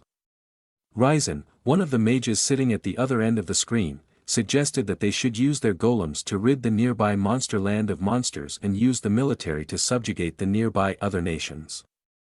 Ryzen adjusted his glasses and said that this should be an easy task for the golems, as they were the strongest on the entire continent. Karosman continued and explained that their master also had news about a night golem in the Bliard Kingdom. Ryzen was utterly astonished and could hardly believe his ears when Karosman said this. He asked what it meant and who else could possibly create such a night golem if not him. Karosman explained that there was a major incident in the Ainhart family where a 7th-level mage and his night golem played a crucial role. Ryzen was once again astonished, his eyes wide open. Karosman explained to the other two mages that the power emanating from the night golem should be at least that of a grandmaster, and he also mentioned that this golem had its own consciousness. Ryzen was speechless and had to ponder for a moment, stroking his beard. He explained that if an Orharthon were gone, he wouldn't be able to create a night golem. Moreover, his regular golem would take around 30 days to create. Ryzen couldn't believe that someone else besides him was capable of creating night golems. And on the level of a grandmaster with its own consciousness no less. However, Karosman said that was only half the reason for concern because he knew that such a golem couldn't be created overnight. It would take several years to create such a powerful golem. Nevertheless, he said they couldn't just sit back and do nothing. Therefore, he tasked Ryzen with gathering information about this golem and asked if he understood. Ryzen wanted to search and do everything possible to find this person and speak to them personally. While the king was in an ambush and Karosman, Ryzen and another unknown mage were discussing their devious plans, our protagonist L just lay there on his wall and calmly relaxed. He realized that he was indeed in Tolian Kingdom now, but he wondered how he could make contact with the king. He knew it wouldn't be a good idea to spread rumors about his presence, as it could draw attention from the Ainhart family and the Blired Kingdom, revealing his hiding place. He wanted to somehow meet and talk to the king in a normal and inconspicuous manner, but he couldn't come up with any ideas on how to achieve that. He turned on the wall and desperately wondered what he should do. L's mother stood with his sisters beside him and mentioned that she was hungry and suggested they look for a small place to eat together. L straightened up and agreed. Suddenly, he felt something, and it hit him like a lightning bolt. He wondered where this sudden surge of power was coming from. He recognized the wavelength of the energy and knew it had to be the power of a sword master. Quickly, he jumped up and realized that the power he felt was coming from the north. Since L had probably forgotten to speak and everything happened so quickly, his mother asked what was wrong with him. L skillfully ignored the question and noticed that the sudden surge of power was coming from the forest, where there shouldn't normally be any people. He also realized that this place was very close to the king's palace and wondered if the king might be somehow involved. L's mother continued to ask in bewilderment what was wrong with him and even called his name, but L only apologized and floated away. He told his family to go ahead and have their meal without him. Duke Laius and his loyal guards, who were not treacherous traitors, surrounded their king and did their best to defend him. However, Laius recognized that many enemies were taking advantage of the cover of darkness and using this opportunity to ambush the king. He knew that if the situation didn't change soon, there could be serious danger, and the king would die. Suddenly, one of the enemy knights attacked, shouting the king's name. Faced with the sword swinging towards him, the king wondered if this was his end. However, just in time, L created a shield in front of the king, who had rolled up behind him, deflecting the attack of the knight. The king looked around in astonishment, wondering what had just happened and what had protected him from the warrior's attack. L floated onto the battlefield and said he had no idea what was happening, but he didn't like the idea of someone being ambushed so treacherously in the cover of darkness. He found it to be a bad sign and didn't want to let the attackers simply escape. L looked down at the battlefield and asked the enemy soldiers if they needed a moment to come up with excuses. However, they remained in their fighting stance and said nothing. L thanked them for giving him the opportunity, but he also made it clear that they would still die. The king and his followers were puzzled and couldn't quite understand who L was, what he was going to do, and why he had appeared just now. One of the king's loyal knights shouted at L to please save his majesty. L was shocked to find out that he had just saved the king, while Laius took a more rational approach and told the knight not to act hastily, as L could also be an enemy. L looked at the king and realized that he was indeed King Lidolf of Tolian Kingdom. He turned his gaze to the enemy soldiers and said that he now fully understood the situation and had recognized the enemy knights who were after the king. He explained that he wouldn't spare them for such an act. L raised his hand and shaped a small orb with the swirling mana and the words, misery and destruction, which then expanded into a large portal behind him. Shortly after, one could see Tana's hands making their way through the portal and practically tearing it open. L summoned his golden knight golem right at the beginning of the battle, standing behind him and ready to fight once again for his master. The king and his duke were astonished by this spectacle. While the king had heard the rumors, seeing L in action made it hard for him to believe that they were about a young boy. Nevertheless, he could feel an incredible amount of power emanating from L and wondered who this young mage was. L raised his hand again and created a small ice crystal, which he fired at the ground to freeze the enemy soldiers, hindering their escape and rendering them immobilized. He declared that he could defeat them all with a single blow and ordered Tana to proceed. However, he instructed her to spare some of the enemy knights so they could be interrogated later to find out who was behind this attack. Tana confirmed her master's command, while the king continued to be amazed and fascinated by L's strength, trying to grasp the extent of his magic and understand it. The enemy knights tried to break free from the ice and resist, but they couldn't escape, let alone move properly. Tana followed L's orders and rushed forward. As she ran, she reached out her hand, calling her golden sword to her, which appeared in her hand, enveloped in flames just as it had been on the Ainhart family's battlefield. Tana wasted no time and swung her sword horizontally from right to left, swiftly dispatching the enemy soldiers and creating a powerful recoil that killed them instantly. The king and his duke were once again astonished by the overwhelming power of L and his golem, trying to comprehend what had happened in that split second. L thanked his golden golem Tana and praised her for her excellent work, to which Tana bowed before him and expressed her gratitude. The king realized that this must be the mage the rumors were about. The highest mage in Tolian Kingdom was currently only at the 6th level of magic, but if the king could win L over, he would finally have a mage of the 7th level in his kingdom. L approached the king and asked if he had been injured, introducing himself as L. The visibly relieved king thanked him for his help. L explained that it was nothing and that he had only taken care of a few bad guys. He also mentioned that he deliberately left some of them alive so he could interrogate them to find out who would do such a thing to him. He hoped that would settle the matter and that such ambushes could be minimized in the future. Meanwhile, the king's loyal guards were busy arresting the remaining traitors. The king was astonished that L not only saved his life but also had the foresight to think beyond that. He invited L to dine with him and emphasized that a simple verbal thank you would not be enough under these circumstances. L played along, pretending to consider the invitation, but ultimately accepted, which made the king very happy and gave him a radiant expression. The king explained that he would inform his mage about the invitation and would order him to deactivate the seal that prevented teleportation magic intrusion so that L could drop by during the day. L thanked him for that and then apologized, stating that he must leave now. He conjured a magical circle beneath him and prepared for teleportation magic. However, as he teleported away, leaving the king alone at the cliff in the forest, he added that he was looking forward to the meeting tomorrow. Duke Laius then approached his king, expressing his relief that things had turned out so well. He believed that the mage and the knight golem who had saved them were definitely involved in the incident at Ainhart. Additionally, Laius hoped that they could help with the monster problem they were currently facing.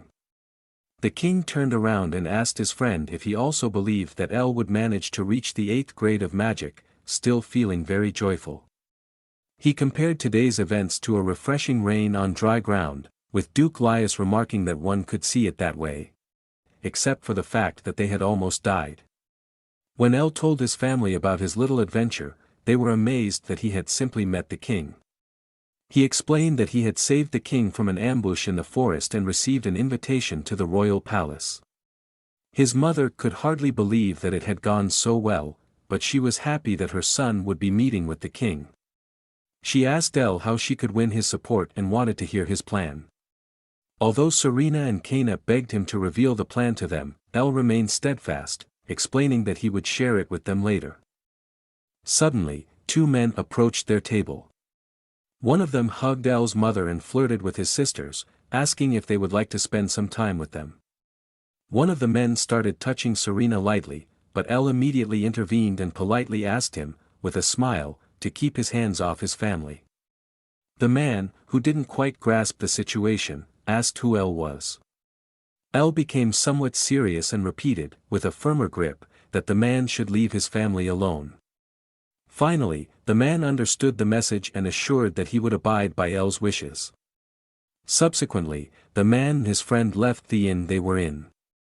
Serena and Kaina looked up to their brother, who had rescued them like a knight in golden armor, and felt a bit embarrassed. Their mother noticed this and had to hold back her grin. She knew that her two girls were a bit scared and that L had acted like a true gentleman in that moment. L himself was not aware of the situation, mumbled something to himself, and then said that the two of them should actually be strong enough to handle the situation on their own.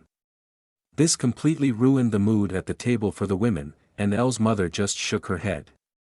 The next morning, which was as sunny as almost every day before, Elle said goodbye to his family as he had to prepare for the meeting with the king.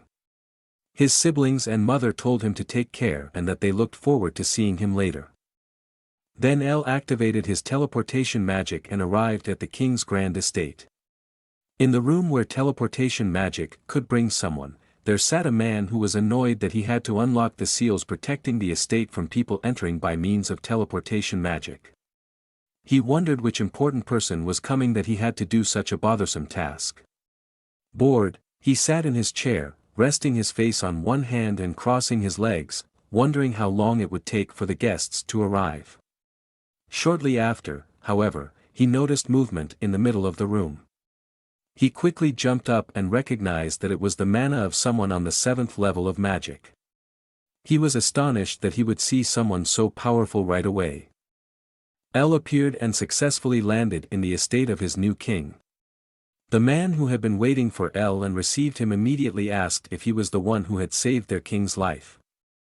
Elle turned around and confirmed it, upon which the man approached him, hugged him with tears in his eyes, and said that there would finally be a mage of the 7th grade in the kingdom again. He was glad that he would no longer feel so burdened. Elle didn't understand the situation and wondered who this old man was and what was going on here.